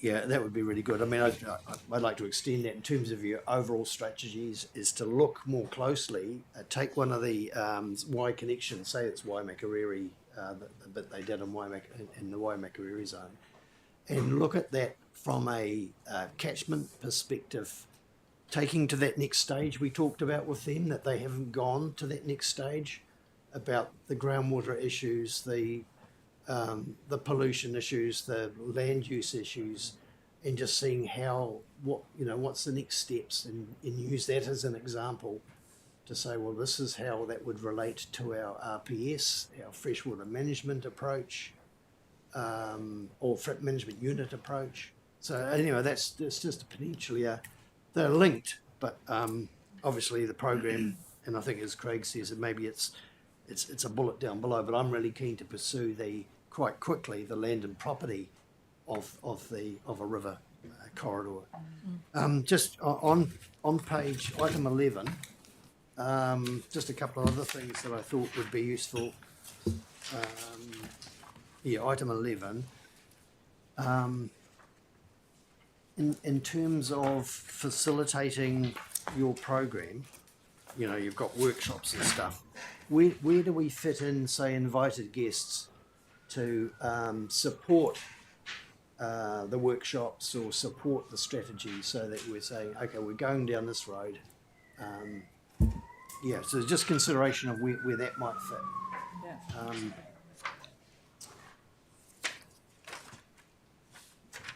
I think that's probably all from me, really. And it would be good, I think it was clause 6. Just mention of the outcome measures. And I just wonder, it would be good to regularly update us about where the outcome measures and how we're tracking. I don't know, maybe that's the quarterly thing, I'm just not sure, but that means that we, you know, we're on, yeah, you keep it in front of us, that would be good. In terms of the bar chart on page 20, and really just in line with what Ian was saying and what I've just been saying too, I think the council adoption implementation stage of that purple box, I think there's more work to be done, and I think that we need to push back that black box and have more discussion and to get that right. I mean, at the moment, if you're just adopting something, you know, the braided river stuff, it's kind of like as Ian says, they're kind of management approaches. Still strategic, but in terms of the overarching stuff, it needs a bit more time, I think. Anyhow, that's me. Thank you. Yep. So just to comment on the Waimakariri, I think the Waimakariri is particularly interesting because Environment Canterbury have so much of the land is within our control, unlike many of the other rivers where there's so many different pieces belonging to so many different groups or agencies with LINZ and DOC and so on. So it would be really interesting to look at the Waimakariri because it's in our area, you know, under our governance. It also therefore gives us an opportunity.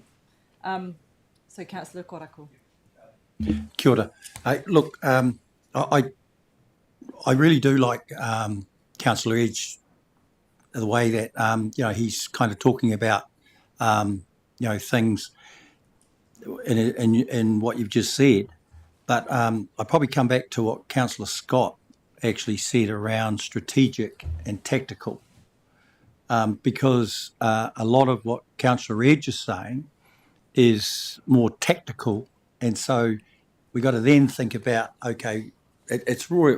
Don't get me wrong, it's all great stuff, but tactically, and so have we got the you know, the funds, the finance to be able to do all that? And I'm glad you've highlighted it, but I think it comes back to that whole basic point, 2 points: the strategic part of it, which you know, we've done. It's more around the tactical stuff that I don't think you know, we actually should be spending a lot more time on, because this is governance, strategic. Can I respond to that? Sorry, one of the objectives of doing this in terms of our land and property is cost benefit analysis. We kind of go down the track of saying, let's put a big solar farm here, and then think, but why? What's the best arrangement of that? And it's kind of like, we've got the data there already. It's a desktop exercise that can be quite good, quite quick in terms of the geophysical stuff. But we don't see that, and if staff saw it, we saw it. Then it's kind of like a very quick wins can be made by looking at land and property ownership and some other issues, and then you go from there. You know. And I completely toe talk with that, but I'm just looking at the you know, the two motions there that we've got. It's about endorsement, and I know we're discussing it, and that's what we're doing. But I think come back to that one, those two. We just have to endorse the work program, and then you know, the strategy, the policy. Can I, Councillor Mackay, I know you've been waiting a while, but is yours on a different topic again, or I just because we're having a discussion, that was why I'm trying to sort of see where it's a general discussion, but it doesn't line up a little bit with what's been said. Can I check if there's anyone else wants to add into the conversation thread that's happening, has just been, or because I saw Councillor Robinson, I saw you put your hand up. So is that to contribute to this, or is this a new topic? It is actually about the agenda item here and what's before us. Okay, but not not specific. It's more about. Could I let Councillor Mackay Sure. go next, and then I'll come to you? That's perfect. Thank you. Thank you, Chair. just a number of points, and this is an iterative process document. So I guess what I would like, there'll be ideas thrown around here at the table today, or put on the table today, not thrown around. That's not a very good language. So I'd like them to be captured and perhaps come back to us for the following meeting. I think just if I can go back around the respect to the questions, and it goes back to Councillor Swiggs raising around strategies, perhaps around delivery of consents and compliance and stuff like that. And I think that I've already had some early discussions with the Director of ERP around that. So, sorry, he's not the Director of ERP, Director of Operations. He's leading that. So, and in the regional delivery, I think it's the next meeting, we have actually got some papers. So in between now and November, there will be some compliance and consents information coming through, so we can build up a conversation around that. I think for me, and I go back once again to what I raised earlier on around the questions around the economy or economic sustainability, as Councillor Swiggs is, this is hugely relevant to Canterbury. We seem to have forgotten about it in the Canterbury Regional Policy Statement, and I know councillors will get a chance to address that, and I will. You've raised droughts, Chair. We also have rates. It's extremely relevant to rates. So, and I mean, that's just touching the surface around the economic sustainability. So, and it's something that this council table seems not willing to have. So I'm very much keen to see it come onto the table, and it may get into a bigger discussion around regional development and all that other stuff. The other one that I know that we have had conversations around, and certainly around public awareness, what does regional council do, what's our roles and what's our functions. We have a brand name called Environment Canterbury, and maybe an opportunity just to have a discussion, and it can be a strategic discussion and touch on technical stuff if we want, around going back to Canterbury Regional Council, and would there be some benefits there. So I'd just like to put that on the table as well. Yep, so those are my 4 key things. So, Councillor Scott? Yeah, I was particularly looking forward to talking about what you've got under background under 4 and the third bullet point there, because I think that is the biggest relevance for me. It's about the changing environment that we exist in, and the fact that impending legislation is going to make possibly a big change to us. We're going to slip back to where we were, or back to the dark ages, or whatever you want to call it. But there's some impending legislation coming our way. There's also, the clock's also ticking in terms of local water done well, and that's now leading to other conversations amongst territorial authorities in our region about what their structure's going to look like, because some of them can't support their own infrastructure, if you like, to do what they do. And I know there's some live conversations going on about things, and I know there's some pretty live conversations going on Hereford Street about what do they look like, and they're certainly going to circle their wagons and do what's important for them, and that's fair enough. But if they did that, and if they said that they wanted more opportunity to be in a unitary, for example, what does that mean to this building? Because that's significant to this building. And I don't think that I personally think we need to go and get a piece of work done on it by people, but I think us councillors, we need some time to think about that and to talk about it. I'm not saying to do it today, but we need to do it in the next month or so, and take some time, get somebody to lead a conversation with us that maybe is better informed than me on it, because I'm just listening to stuff.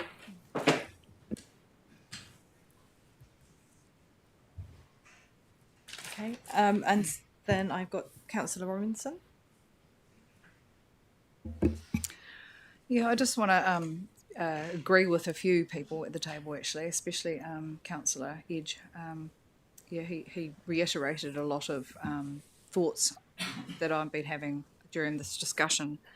I also want to support this going forward. However, with the question I asked earlier with regards to the targeted coastal plan. I have concerns with supporting it as it is without the answer to that quite important question. I'm not willing to watch it just go forward another year or two, and so I hope I can actually reserve my right to vote based on that information. Thank you. Councillor Sunkel?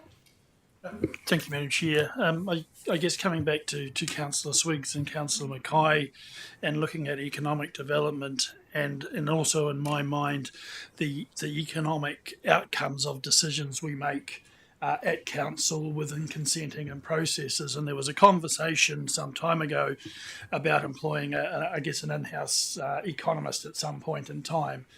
And so really trying to understand the implications of both the development side, but also the decision making that we make around consenting and a whole lot of processes. So yes, we're a regulator. Yes, we have views and values around the different crises we face.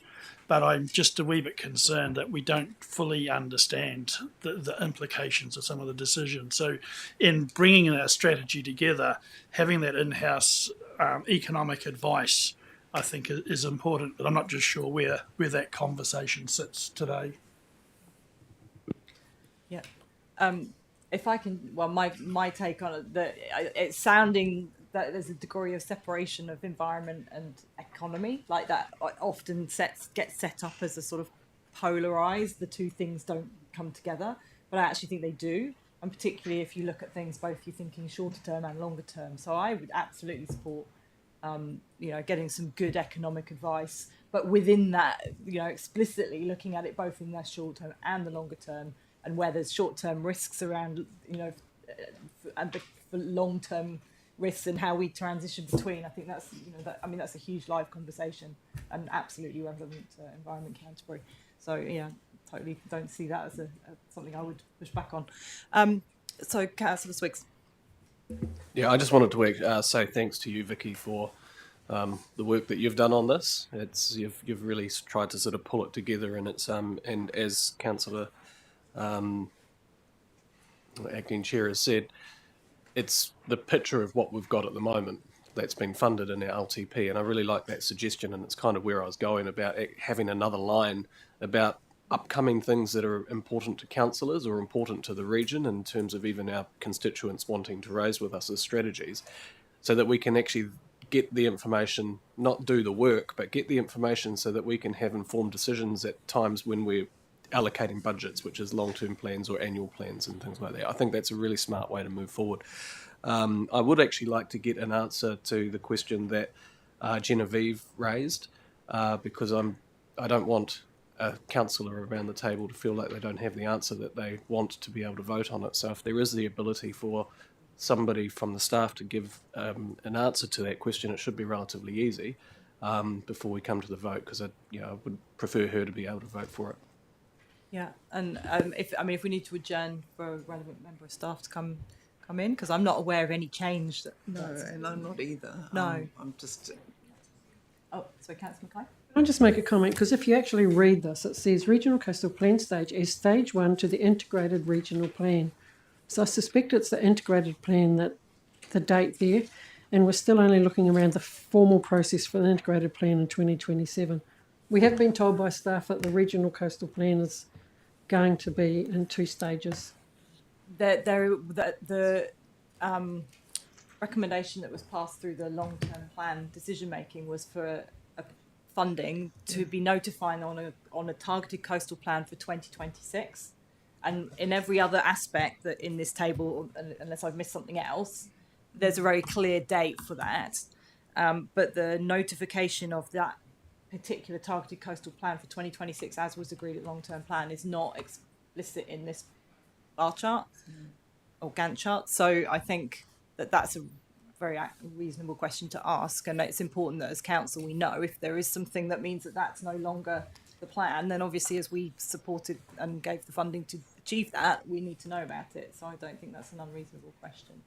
But if we can get an answer to that promptly and assure all of us, actually, I think there's several of us in the room concerned about that, then that would be great if we can have that. There has been no change in time frame. What I'm just trying to check with staff is whether we've correctly represented what's there, or is there something that we could do to clarify that for you. So there's no change in timing, but it's just whether that's correctly represented there. Yeah, so it's just adding maybe an additional little line. Do you have Just like, I mean, I would need to check that with Andrew. As I said, there hasn't been any change to the plan, but and we may have incorrectly, captured that on the document. But I would just like the chance to confirm that with Andrew Parish. thank you. And yeah, apologies that I didn't pick that up sooner. Councillor Pauling? One idea that we could do is if we can just have a secretarial note in the minutes that indeed, as in the long-term plan, the targeted coastal plan change will be notified in December 2026. So if that's just noted in the minutes, that could be helpful. I mean, we're saying nothing's changed, so let's be clear on that. Happy if you have to go away for 5 minutes and get that confirmation, but I'm pretty sure that's right. And if that's in there, then that would be good. The other two things that I think that have come up is the sort of hot topic idea. Maybe that's a note as well, that would be added to the first page of the attachment over time, and that the chair and the deputy keep working on that with the director and fill that out. Could bring it back to us at some point in the future as well as we keep monitoring this. That could be a good way to do it.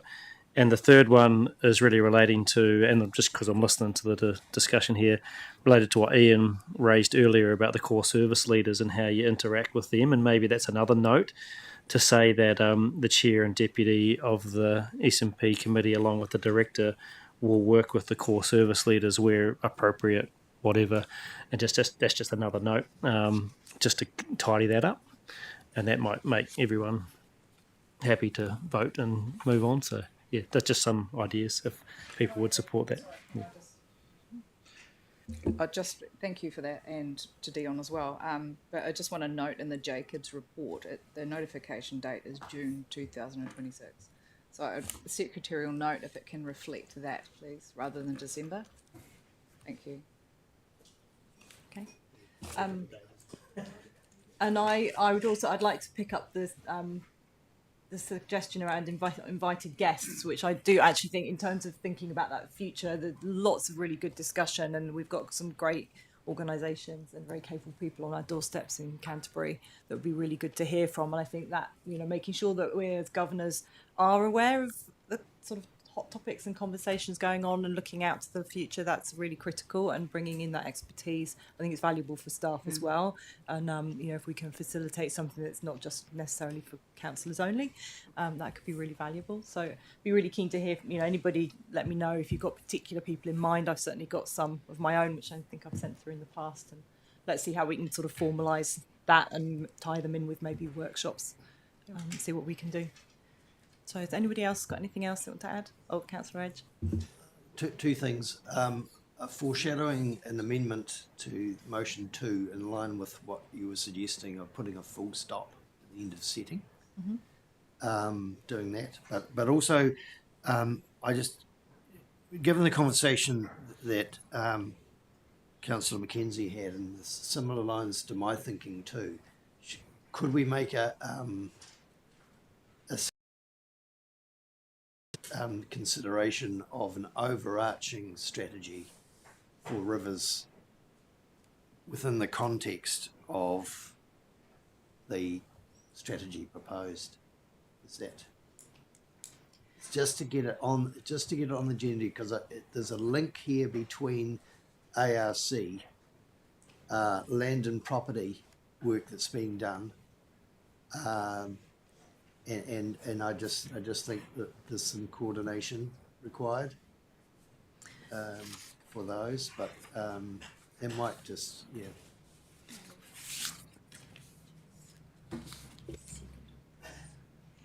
Okay, yeah. Somebody else needs to move. Yeah, that's fine. Okay.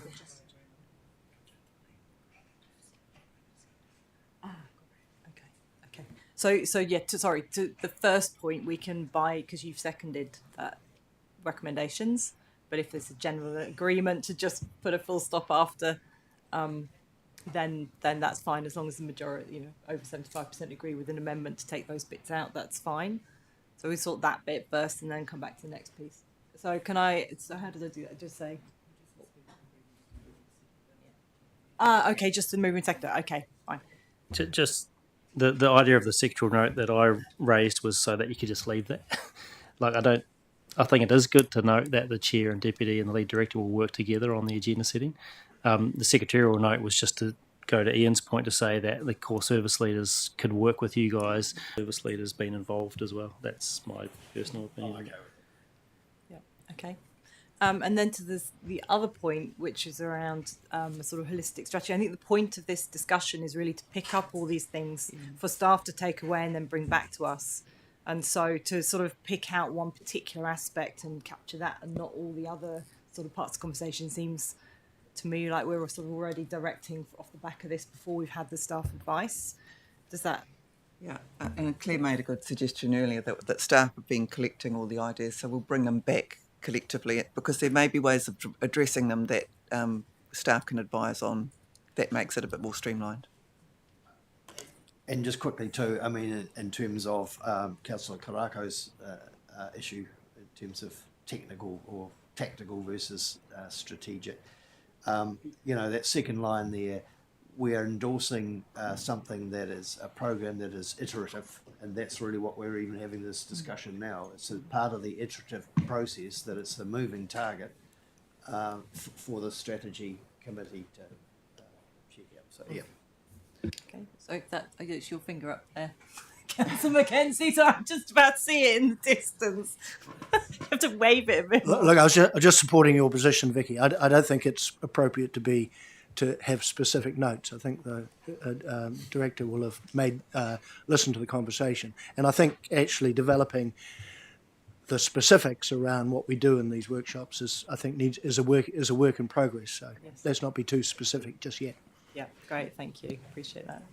So we've had, I think, a pretty fulsome conversation and got some good information and ideas that staff will have picked up. And I know it's all being recorded in beautiful, crystal clear audio, so you can go back and listen to everything that's been said in time.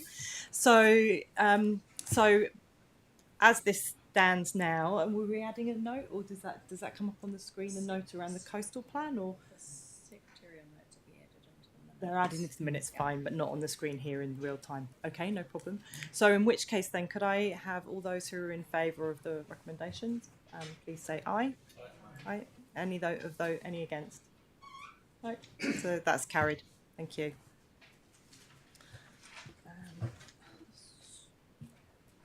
So then.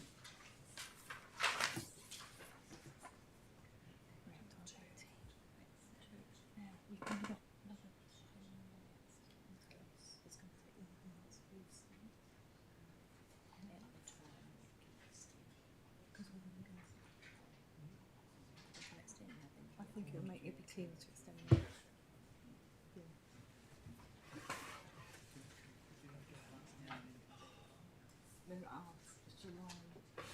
So I'm just conscious that we've got 10 more minutes until the 2-hour time when we need to extend our meeting without the break. So are you comfortable for us to move that we'll extend the meeting and have this item 8.2 do that now?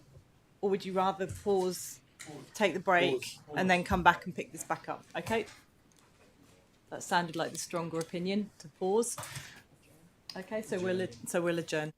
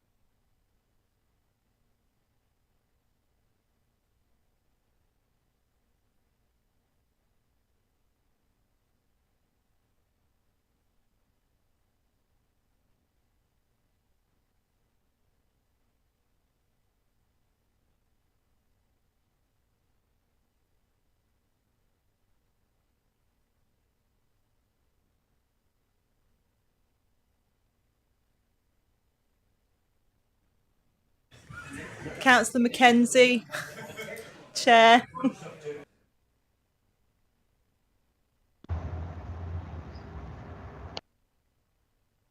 Lovely, thank you, Councillor. So we're 1 minute behind now. So starting back, and so we're all live and yep. Oh, here comes Councillor Sunkel. Just get us all back to the table. So picking up back up into item 8.2. I think we need to do anything official to restart, do we? We just no. Can I invite Alex Morgan, Team Leader for Strategy and Planning, Biodiversity and Biosecurity, to the table, please? And Alex, I believe you're going to introduce this paper to us, and then I anticipate there'll be some questions, and we'll take it on from there. Kia ora. Kia ora koutou. So this item closes off outstanding resolution from the now disestablished Biodiversity and Biosecurity Committee by seeking endorsement of the approach for councillor involvement in the revitalisation of the Canterbury Biodiversity Strategy. The recommendations before you seek the nomination of 2 councillors to be part of that revitalisation process through membership on a steering group, as well as being the nominated councillors to participate in the collaborative workshops that are being proposed to drive the strategy content. The paper in front of you clarifies the purpose of both that steering group and the collaborative group. And I'll just, for purposes of trying to bed that in, I'll go over both of those 2 functions again now for you. The steering group is about project oversight, established to oversee project process, ensure that the deliverables that we've set out are met, and ensure that the project team, which will comprise myself and some others, is appropriately resourced to progress that piece of work in accordance with the timeframes that have been agreed previously. The recommended sort of composition of that group in front of you there includes 2 councillors, mana whenua representation to the extent that they wish to be involved, and especially given that the Mayoral Forum has included the Canterbury Biodiversity Strategy revitalisation as part of their regional goals, and the requirements for territorial authorities to consider regional biodiversity strategies in their district planning processes. We also believe it's appropriate to seek some representation from territorial authorities in that process, and the paper specifically outlines that is probably appropriate from amongst the existing Canterbury Biodiversity Champions group, and I can explain more about that group if you've got any questions about that, but Councillor Pauling is your Environment Canterbury representative on that group. And then the final member of that steering group is proposed to be a senior staff member from Environment Canterbury, and that's largely because staff here have the sort of power and authority to delegate and apply the resources that this organisation has to help support that process. So, and ultimate accountability will sit with the staff here tasked with delivering this process.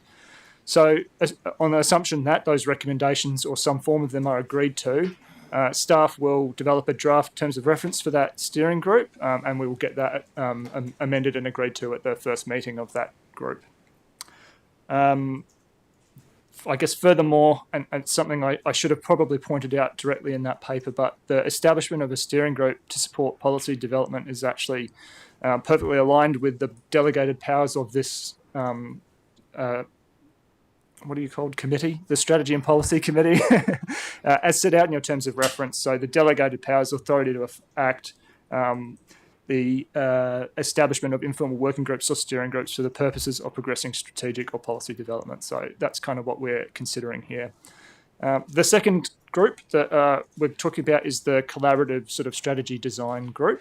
The primary function of that group will be to contribute to the strategy revitalisation process proper, with the goal of informing a final revitalised Canterbury Biodiversity Strategy. So that's our collaborative co-design process. The core makeup of that group is largely already known and established. We had a lot of them come together earlier in the year as part of the discovery session that we hosted on the Canterbury Biodiversity Strategy.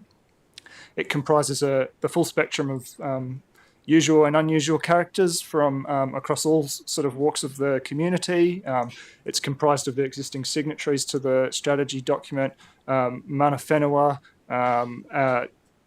territorial authorities, education institutions, and key industry players. So that anticipated role of that group would be invited along to a series of collaborative workshops with the intent that we collate all of that information to inform the ultimately revitalised strategy. So the recommendations that sort of surround the establishment purpose and specifically the councillor roles in those two groups are what you see before you in those recommendations. And that's probably enough from me for now, so I'm very happy to take questions. Oh, sorry, Councillor Mackenzie. Thank you, Madam Chair. It seems to me that the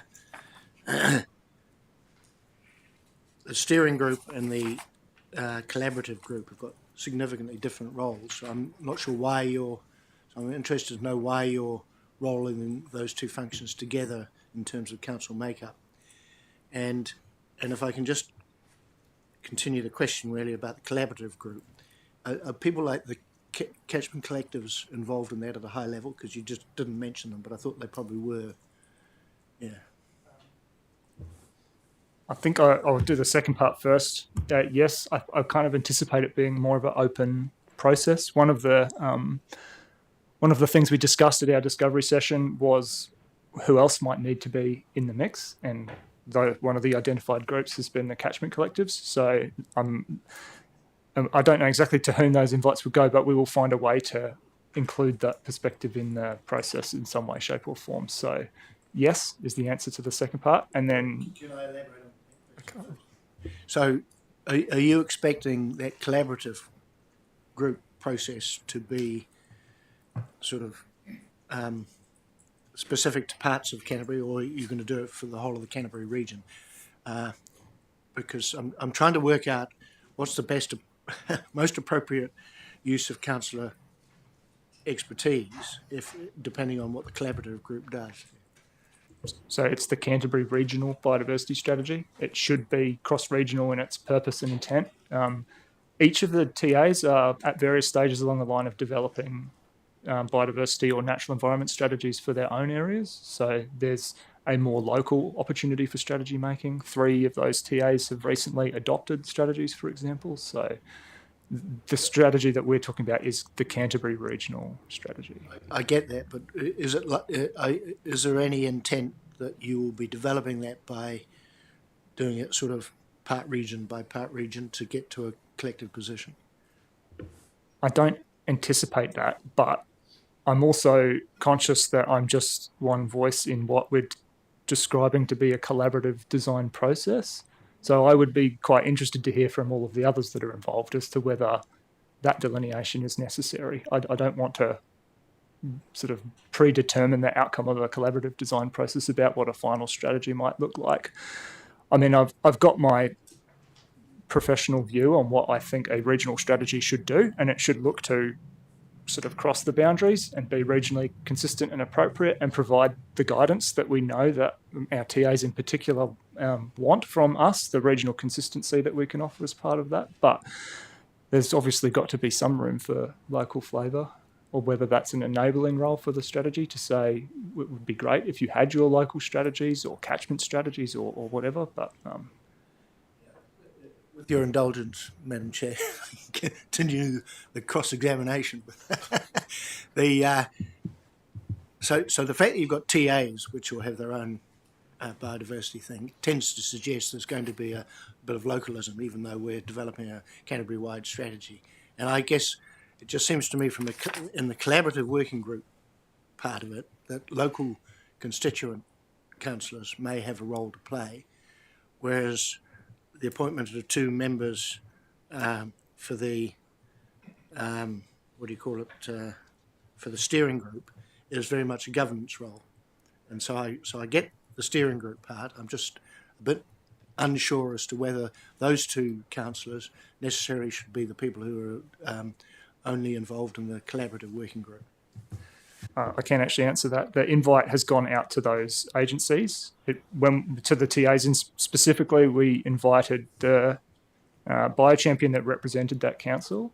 We invited the chief executive and the the chair of each of those respective councils, and ultimately it will be up to them to nominate the appropriate person to collaborate with us at the strategy level. And I suspect as we saw at the discovery session, we will see a mix. Some will decide that they would prefer to have one of their councillors involved, or one of their biodiversity champions, or some may decide that this is a better position for some of their staff to be in the room. That's certainly what happened last time round. So, I mean, it would be up to them to determine appropriate representation, and we can accommodate either or all of those options. One of the things I think was a bit of feedback from the discovery session was that potentially having, because there were quite a few councillors went to that, and that we potentially sort of, it's really important that groups all have the ability to talk, and that councillors who have a habit of talking quite a lot don't just take up all of the time. And so I think there's a degree of that here, that actually those collaborative workshops are around having a facilitator. That's out for procurement at the moment. It's written in the paper. And so it's really having councillors who can sort of share information back, keep us aware of what's happening and perhaps some of the key topics, but not overwhelming a group where we actually really need to hear from all the groups. I'm just wondering, Alex, whether whether there's some sense in councillors getting the opportunity to see the list of groups that you're proposing to work with, and sort of how they sit spatially, or what their areas of interest are, and whether councillors could actually have an input into that and go, actually, that looks like a good list, or hey, I feel like I know my area and these guys are missing. Would that resolve some of the concern that I'm sensing, that maybe people might get missed out? I guess I'm interested in the collaborative area, the second part of the responsibility. I'm interested in then the liaison really between the local constituent councillor from this council, working not only with their TA, the TA representatives, but also making sure that exactly that point, that the catchment groups, the people who are doing the work on the ground, landowners and stuff, are actually, their opinions have been put into the process somehow, and so that's where I see there are two distinctly different roles here, and I just wonder whether, because that then makes a difference as to which councillors are perhaps best identified as, if we're going to do it all with the same two councillors, then that might be a different mix to councillors sitting at a governance level and then this working group stuff. I think the recommendation to have the consistency across those councillors is the main point. It would be potentially quite challenging to be working back and forth between two distinct subgroups of councillors. So trying to, I guess, just ensure that they're involved in and part of the entire process was the rationale behind that recommendation.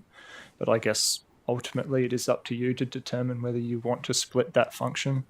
Again, the recommendations that I've made don't suggest that that's a good idea, but and I can continue to yeah.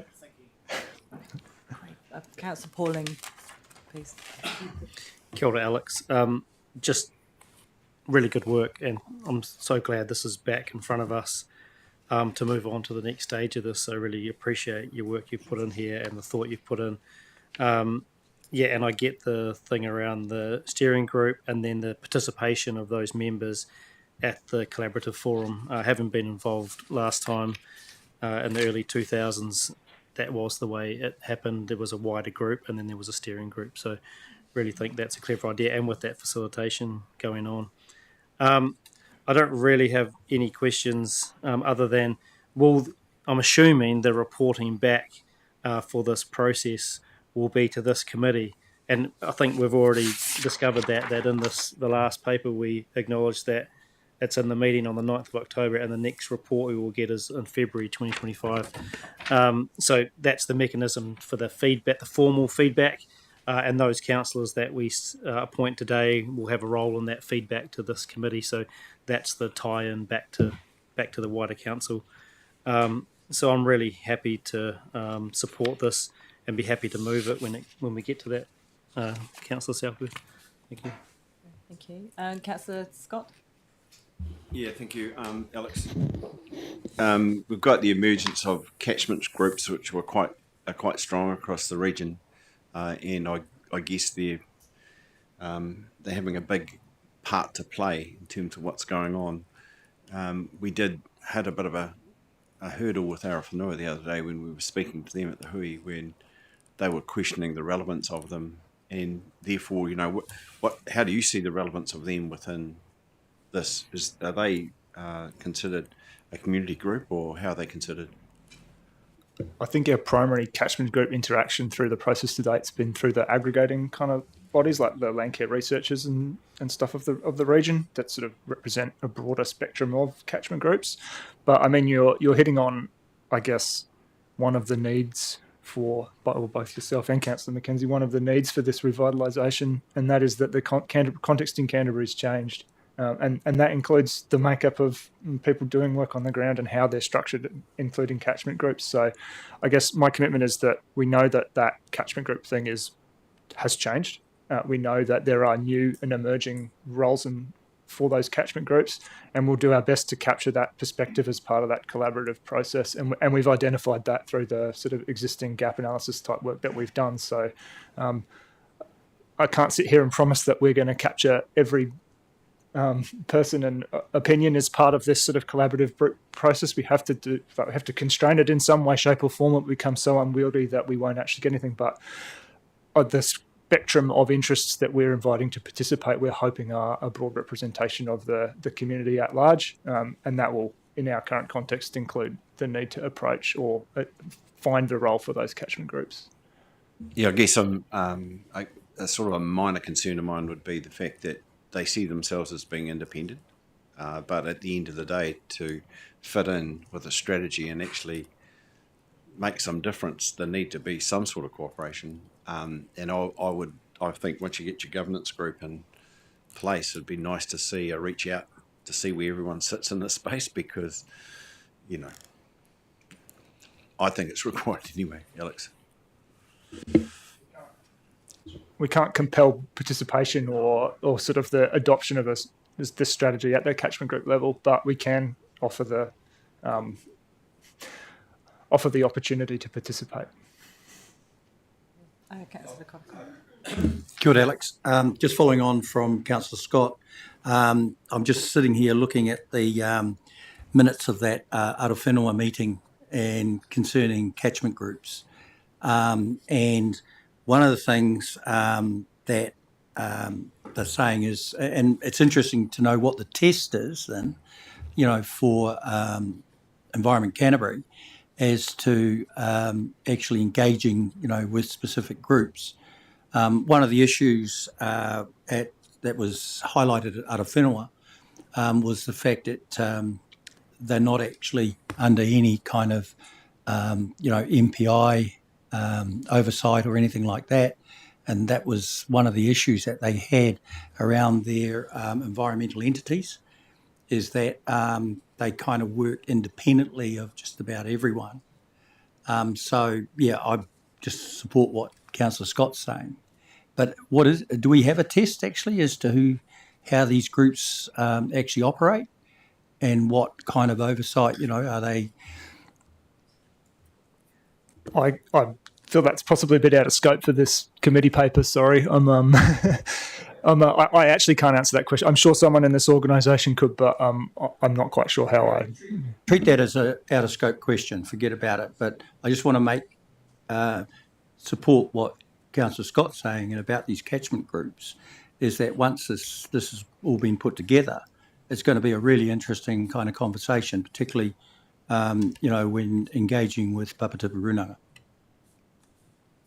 So Councillor Ward, do you want to talk specifically to that topic point? Yes. Just to add to that, Nook, I know the catchment group that's recently been set up in Mackenzie, that we have targets, every tranche of money we get that has to be spent on specific projects, and then when the project's done, that has to be submitted, and then when that's done, then we get the next tranche of money. So it's not just given a sum of money to go willy-nilly. Like there is targets and deadlines to be met, and projects to be recognised to be done in our area and followed through. Perhaps I can respond a bit more generally, just to maybe provide a bit of peace of mind. I think that in order for this strategy to be successful, it needs to consider what the current context of biodiversity management in Canterbury is.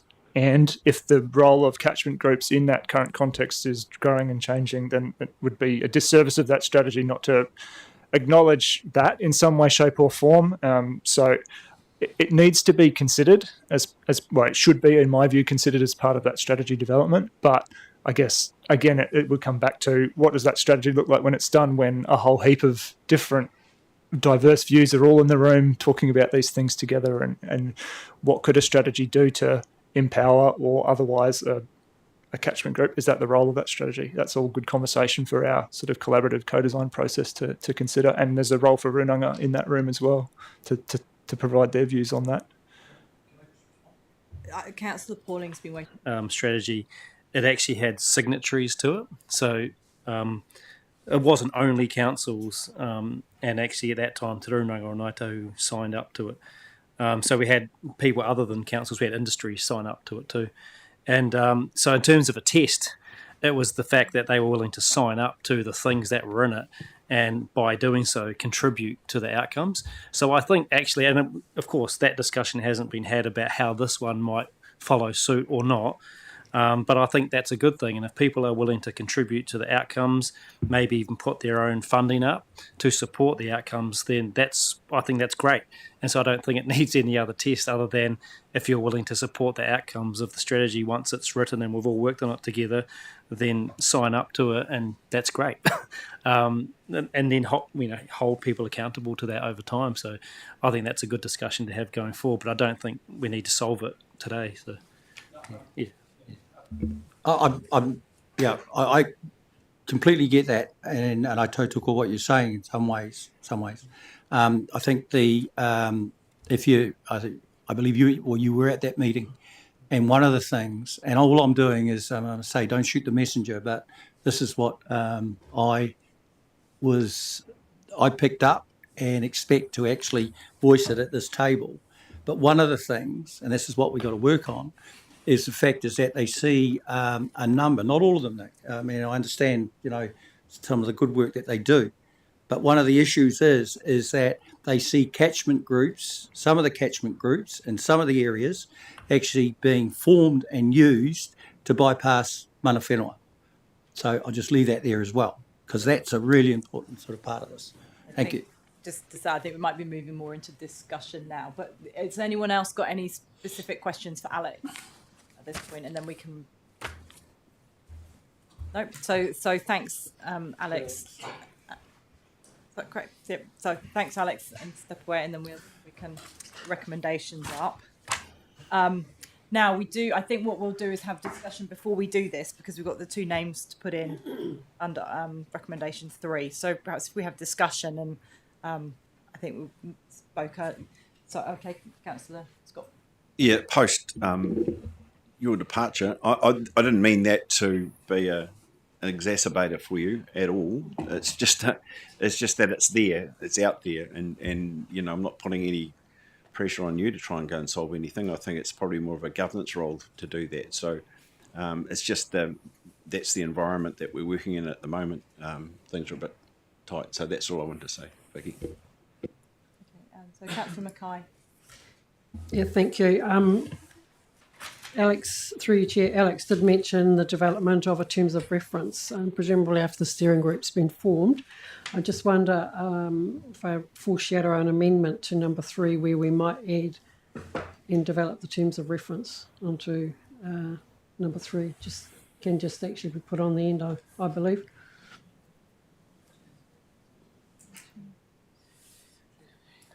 Okay. Yep. So just literally as it stands. Yep. And develop the term terms of reference. Yeah. That sounds fine. Okay, thank you. So anyone else, any comment who'd like to say anything more? I think I know there's a bit of a mix of discussion and question really in the last part. Has anyone got anything burning they'd like to say? Kia ora, Vicky. Look, I haven't heard from everybody, but I have heard from a few people that have raised an interest in being one of the two councillors. So I've heard that Genevieve is pretty keen, and I've heard that Grant's pretty keen. So I'm happy to put them forward, but happy for others to be put forward as well. No comment? Okay, so that not seeing or hearing anyone else putting themselves forward. Councillor Swiggs? I heard potentially Nick Ward wanted to thinking about maybe from your past role as the chair of that committee as well and deputy chair for a while. I'm not sure if that was you wanted to be considered for that, but I heard some conversations relating to that. Okay. So Nick, I think maybe you could speak for yourself on that one. Yeah, I'd like to be considered for the position.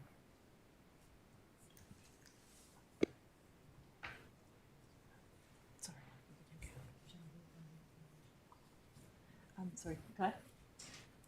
I think probably if I go back to the comments I made this morning and really, my concerns around the role of the steering group versus the development of the strategy. Now we've had the clarity around what that looks like, that's fine. But I do have some sympathy for the comments that, or the line of questioning Councillor McKenzie had earlier on, and I do feel that it would be helpful to have one of the members on this committee, perhaps somebody who's on the ground, particularly in the rural sector, the rural space where a lot of this will happen. It's not going to be exclusively, of course, in rural, it'll be urban as well, but I think that would be just quite nice to get a bit of balance there. So at the moment we've got Genevieve, Grant, Nick. Anyone else? Joe, you're thinking? I think Nick may be interested. Okay, again, Nick's usually quite good at talking for himself. Nick?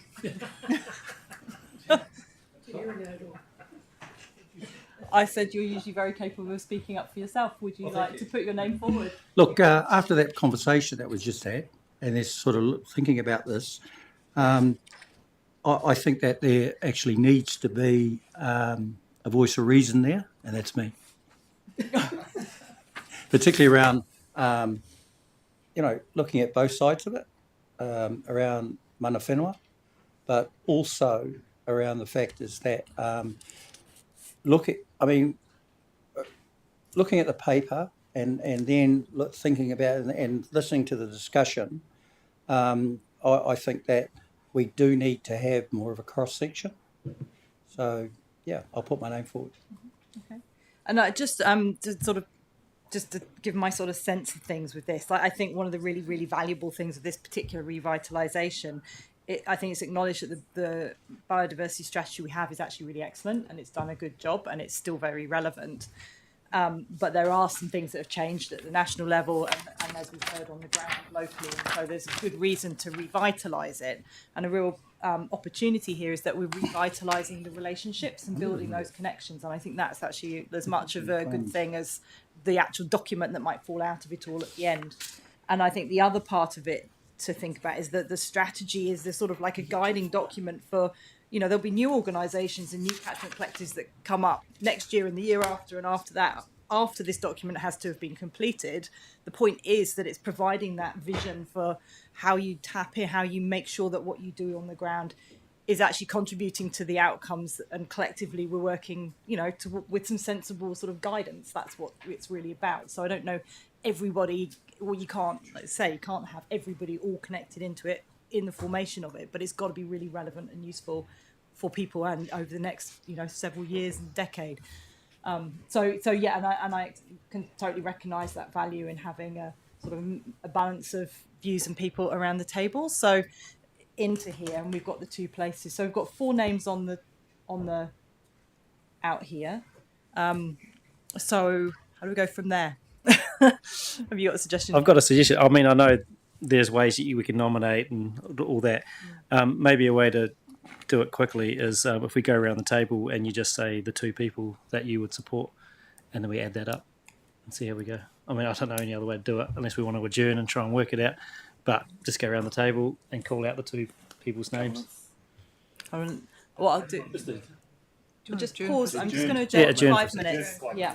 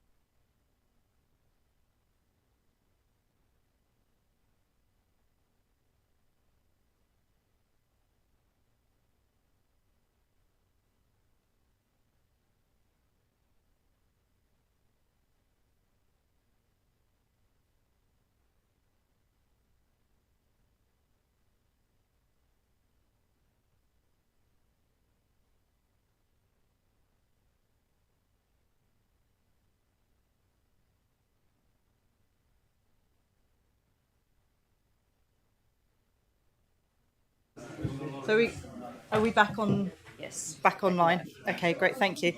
So can I just Councillor Mackenzie, could you pop yourself back in your seat? Thanks. So okay. So yeah, I've had a bit of a conversation, and totally makes sense having that breadth of connections and knowledge, experience, etc. So I think at this point we're looking at Genevieve, Councillor Robinson, and Councillor Karakia. So if there's a general sense that works for people, then we can just put those two names into the recommendation and move forward. I'd move that, Councillor Southworth. And Councillor Ward will second. Thank you. Okay, so now we can put forward recommendations. And So Vicky, happy to move all of that with Councillor Karakia and Councillor Robinson inserted into 3, and along with the addition from Councillor Mackay about the terms of reference. So happy to move that, and if Nick's happy, then.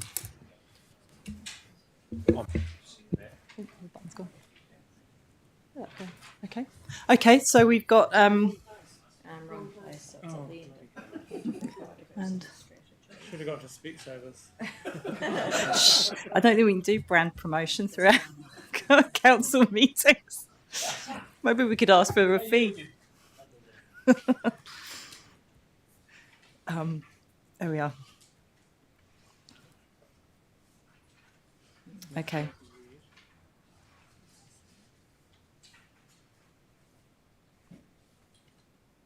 Here we are.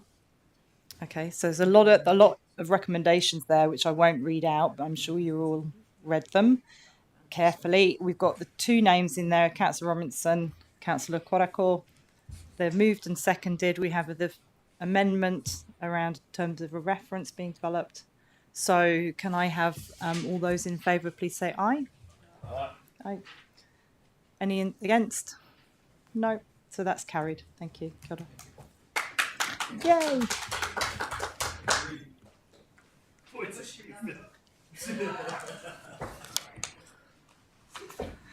Okay. So moving on to item 9.1. So these are just reports for information now. We have the Strategy and Policy Committee resolution status report, and we have Catherine Trott will introduce us. Thank you, Chair. I don't think there's anything here that's of surprise to you, so unless there are questions, I'll take it as read.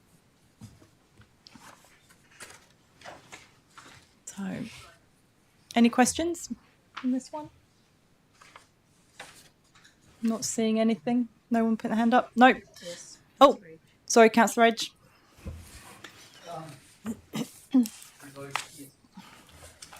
On page 34, at the bottom, it notes that Environment Canterbury will close all 8 climate resilience program shovel-ready projects by 30th of September. Has that now happened? A report on those will come to the Regional Delivery Committee in November, I believe. So I think the papers were closed off before the end of... But yes, I understand that the report on that's coming back. My thoughts were that the nature of that report that comes to us, will it include like before or after photographs or statement of income and expenditure? What's the nature of it? I would have to... Yeah, I'd have to check with the team on that. I know the papers are under development, and I'm looking at Jesse at the back of the room because he's got a better understanding of the state of those papers, but the team's working on it, yeah. Okay. So if there's no other questions, then can I have a mover and a seconder for... So Councillor Cranwell and a second Councillor Mackay. So all those in favour, please say aye. Aye. Any against? No. So that's carried. Thank you. And then moving on to item 9.2. And so with this one, I'll introduce introducing, I think it's Cecilia back to the table. Thank you, Cecilia. I thought it was, but I didn't want to call you back if it wasn't you. Yeah, so Senior Strategy Advisor, and introduce this on central government consultation. Thank you. Thank you, Chair. Yes, so this report is a regular information item for the Strategy and Policy Committee to update on current government legislative and policy proposals of relevance to Council. Since the last update to the Strategy and Policy Committee in September, there are no submissions on central government consultations that have been provided to report back to the committee. But I do note there are a couple of consultations currently open of relevance to Council, including 2 consultations that, given constrained timeframes, delegated signed out by the Chair, has been recommended with councillor feedback to be sought via email. And these consultations will be, submissions will be reported back to the next committee. So those 2 consultations are the Justice Select Committee consultation on the Marine and Coastal Area Act Amendment Bill. And this closes on Tuesday, the 15th, after being introduced to Parliament on the 24th September. And I understand a draft submission was circulated for feedback to the Council yesterday. There's also a DIA consultation on draft regulations to support local authorities to implement changes to the Lagoima Act.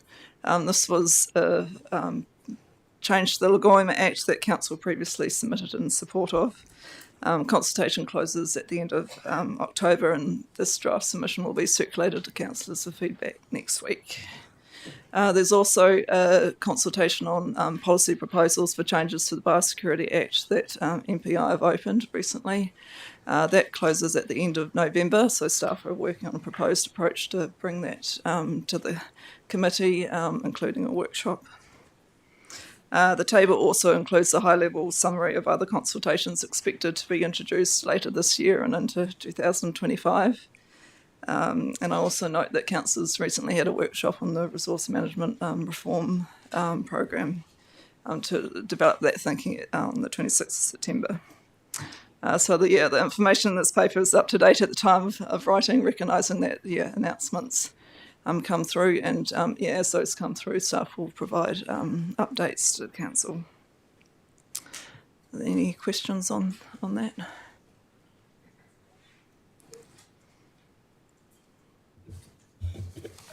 Thanks very much. I was just reading page 38 in the Biosecurity Act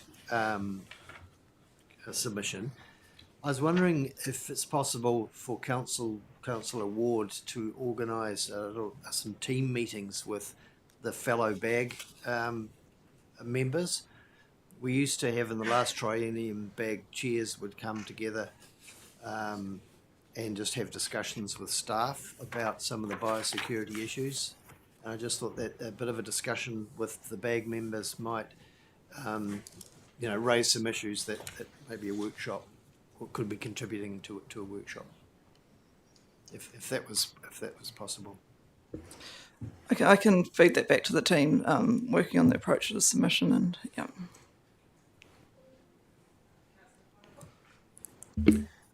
Kia ora no, Cecilia. Look, I think that we've had a pretty good conversation about this in the initial paper, 8.1, and I actually read over the paper, and what I'm actually talking about is the fact is that the legislative program and then the engagement significance of mana whenua.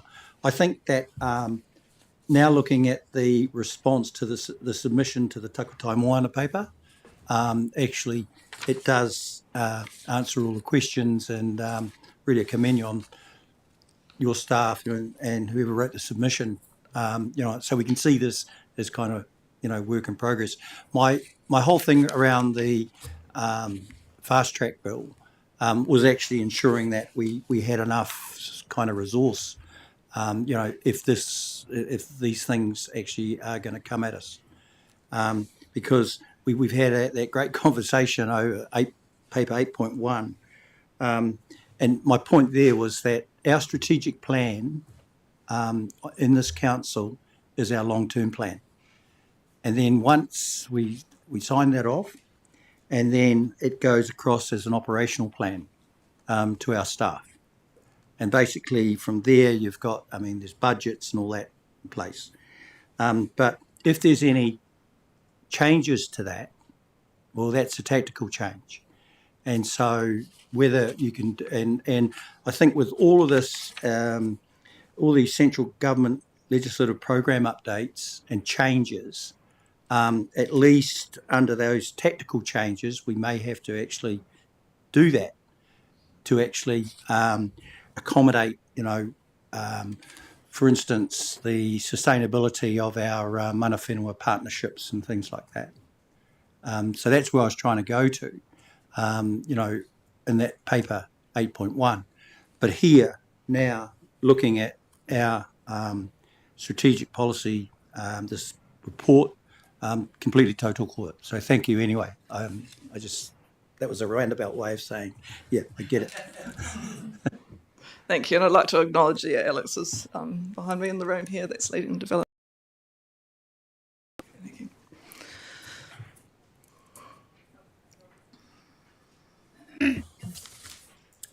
Just with regards to you referring to the workshop of a couple of weeks ago and a subsequent email, I've just asked for clarification to Catherine Trott before.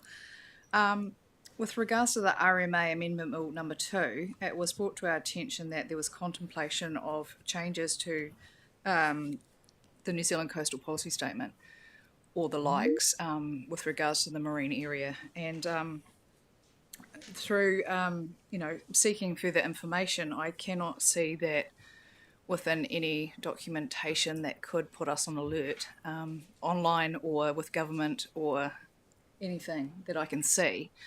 So I just wanted to seek clarification if you've heard anything otherwise, and it should be mentioned in here, because it kind of is quite important with the upcoming work on the Of anything, I'm just going back and checking now through Olivia whether she's heard anything. So we will get you an answer to that, but I just haven't got it. Thank you. I think that's all questions. So Cecilia, thank you, and you step back from the table. Thank you. Councillor Pauling, I think you've foreshadowed an amendment to the recommendation on this one. It's been amended up there. Got you. So it's been picked up. Lovely. Okay, so you can see that there's a few points in there that have been lifted. That this is advice come back from staff to amend this recommendation that came in the paper. So do I have a mover and a mover for that? Councillor Robinson, seconder. Councillor Davies. And so have we got any discussion? Anyone want to make any comments? Or Councillor Robinson? Thank you for this, and I think it's really important, the ones you've identified for submissions, and the best possible input we can have now will be beneficial in the long term. I do also want to comment of some of the other ones that we've missed out on, like the critical minerals list that we're not submitting on, and the Crown Minerals Amendment Bill, of which we didn't submit on either. I think they could have been addressed even with a 4-day turnaround. But yeah, subsequently, maybe I just wanted a precautionary approach that we need to know these things like this ahead of time if possible. And even if there's a short turnaround that we're at least alerted to it and the possibility of doing our own one, of which I've done recently. Thank you, Catherine, for that too. So cheers. Okay. So and we do have the sort of outline principles of how we decide, bearing in mind that there's a certain amount of staff capacity, and I think that's an important factor that is also in there. But yeah, appreciate it is good to know as councillors when there isn't going to be a organisational submission that we can put our own in, knowing that we're not sort of going to conflict in any way with what's going in as a council. So it's helpful to be informed of that as well. Thank you. So got a mover and a seconder. So I'll put the motion. Is there Can all those in favour say aye? Aye. Any against? No one? So that's carried, thank you. So then, moving into item 9.3. So this is a chair's report. There's been a few things that we've done over the last month thereabouts, which was just useful to have somewhere to sort of put it so it's visible to the public, and also to acknowledge that because now our briefings are, or many of our briefings are now in the public domain, there is actually a mechanism for the public to request workshop presentations, for example. Those are available on request. So I think it's really important that people know that. And so this outlines some of the things that we've had briefings on and discussions about. And so that's all captured there. So I also think it's important that councillors can speak to these things. Particularly, we had the workshop on the resource management reform. There's an awful lot of reform that's being signalled. And so we had a workshop on that. We had staff put together a sort of outline of shifts and trends that are being seen. And we workshopped on what our sort of principles and how we were going to, principles and the priorities that we would put together for submissions, and things that we are supportive of that are coming through, signals from government, and things that we're concerned about. So those things are all were discussed in there. I think the paper really, it's the information's there for the reading, and but I'll open up now for councillors to, if anybody else would like to speak to any particular item on the paper. Councillor Pauling. Just want to acknowledge, I know, Joe, you've been doing a lot of work on the regional public transport plan consultation. Just want to acknowledge that work, and I know there's a lot of meetings going on, so thank you for that. Likewise with Councillor Mackenzie, I know you've done a lot of work, and other councillors have attended too, but you've done the main grunt work on the gravel management strategy, so just wanted to acknowledge you for that. And Vicky, in terms of the letter that went to the Minister of Transport, I know you were really key in making us push for that, and great to see the letter finally go off, and with the mayors signing it off as well. So just want to acknowledge that. Thank you. Councillor Mackenzie. Look, thank you, Craig, for that recognition. Yayan and David East and Nick, I think, attended all the gravel hui. Dion, I should say. I guess what I was just going to say is that I think there are two parts to where we got to, and the next two meetings are with primarily with commercial aggregate operators, and I think the message we want to convey to that is the consensus, sort of pretty much the consensus of where the gravel hui's got to, which is that there isn't an issue with taking gravel for river management for flood capacity, but there is an issue with taking, but that's limited to the capacity of the river to supply that shingle in the first place. And in South Canterbury in particular, there isn't much aggregate available to be taken. It needed to be taken for flood capacity.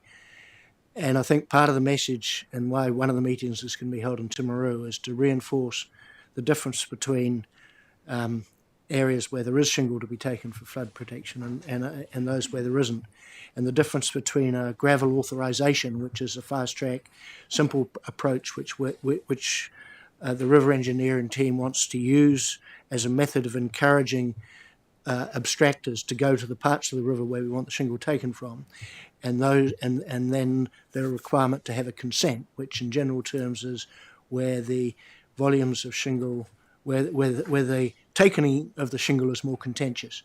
And what we'd like to do is, and what was proposed, especially in the Timaru gravel hui, was if we can get Runanga and Fish and Game and those interested parties who've been involved in the authorisations and consents to accept our river engineers' plans for where there is shingle available, and these are the protocols under which you can take it, and accept that, then they don't have to be involved in the individual authorisations, which will then speed up the process and take some of the work off, especially Runanga's tables.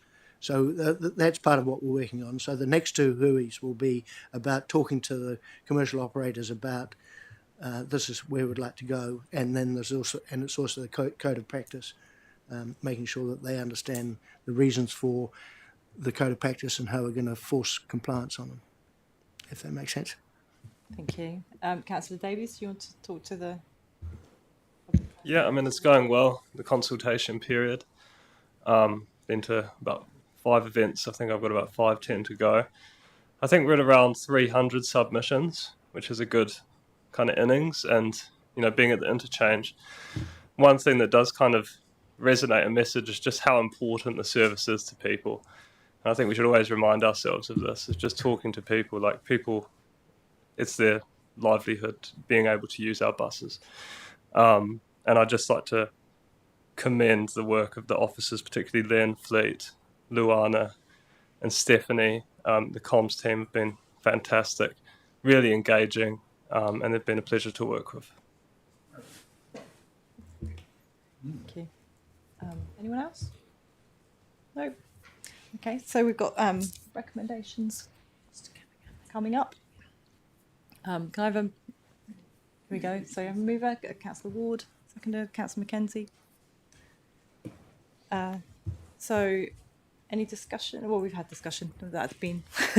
Oh, Councillor Edge, you still got something to Sorry, say? just to pick up on your comment about the public transport investment and the letters to the Minister. Oh, yeah. The sort of the GPS is out, lack of funding for public transport generally. We had a meeting through the Mayoral Forum with Simon Bridges, the CEO, on Friday last week, explaining the situation, but effectively the money that's available for public transport is pretty much fixed. There's no sort of additional money for public transport. And the NZTA are required to basically, or expected to deliver on the expectations of the GPS put forward by the Minister. So those things are being worked through, and we have a discussion this afternoon, and I think tomorrow as well, from the PT team about the situation and how that might impact on our long-term plan. On the annual plan. And future work as well. Thank you. Yeah. Lovely. Well, I think on that note, we'll all those who are in favour of the recommendations on the screen, please say aye. Any against? No. So that's carried. Thank you. Now we've got PX. Oh, we've not got a PX. PX is just on the calendar. It's not. I thought I was thinking. Right, great. So in that case, then we just a note of when the next meeting is. So that's on the 6th of November, and that'll get publicly advertised. So and then Yayan, you closing for us? The voice of reason should close today. I believe that's you, Councillor Korako.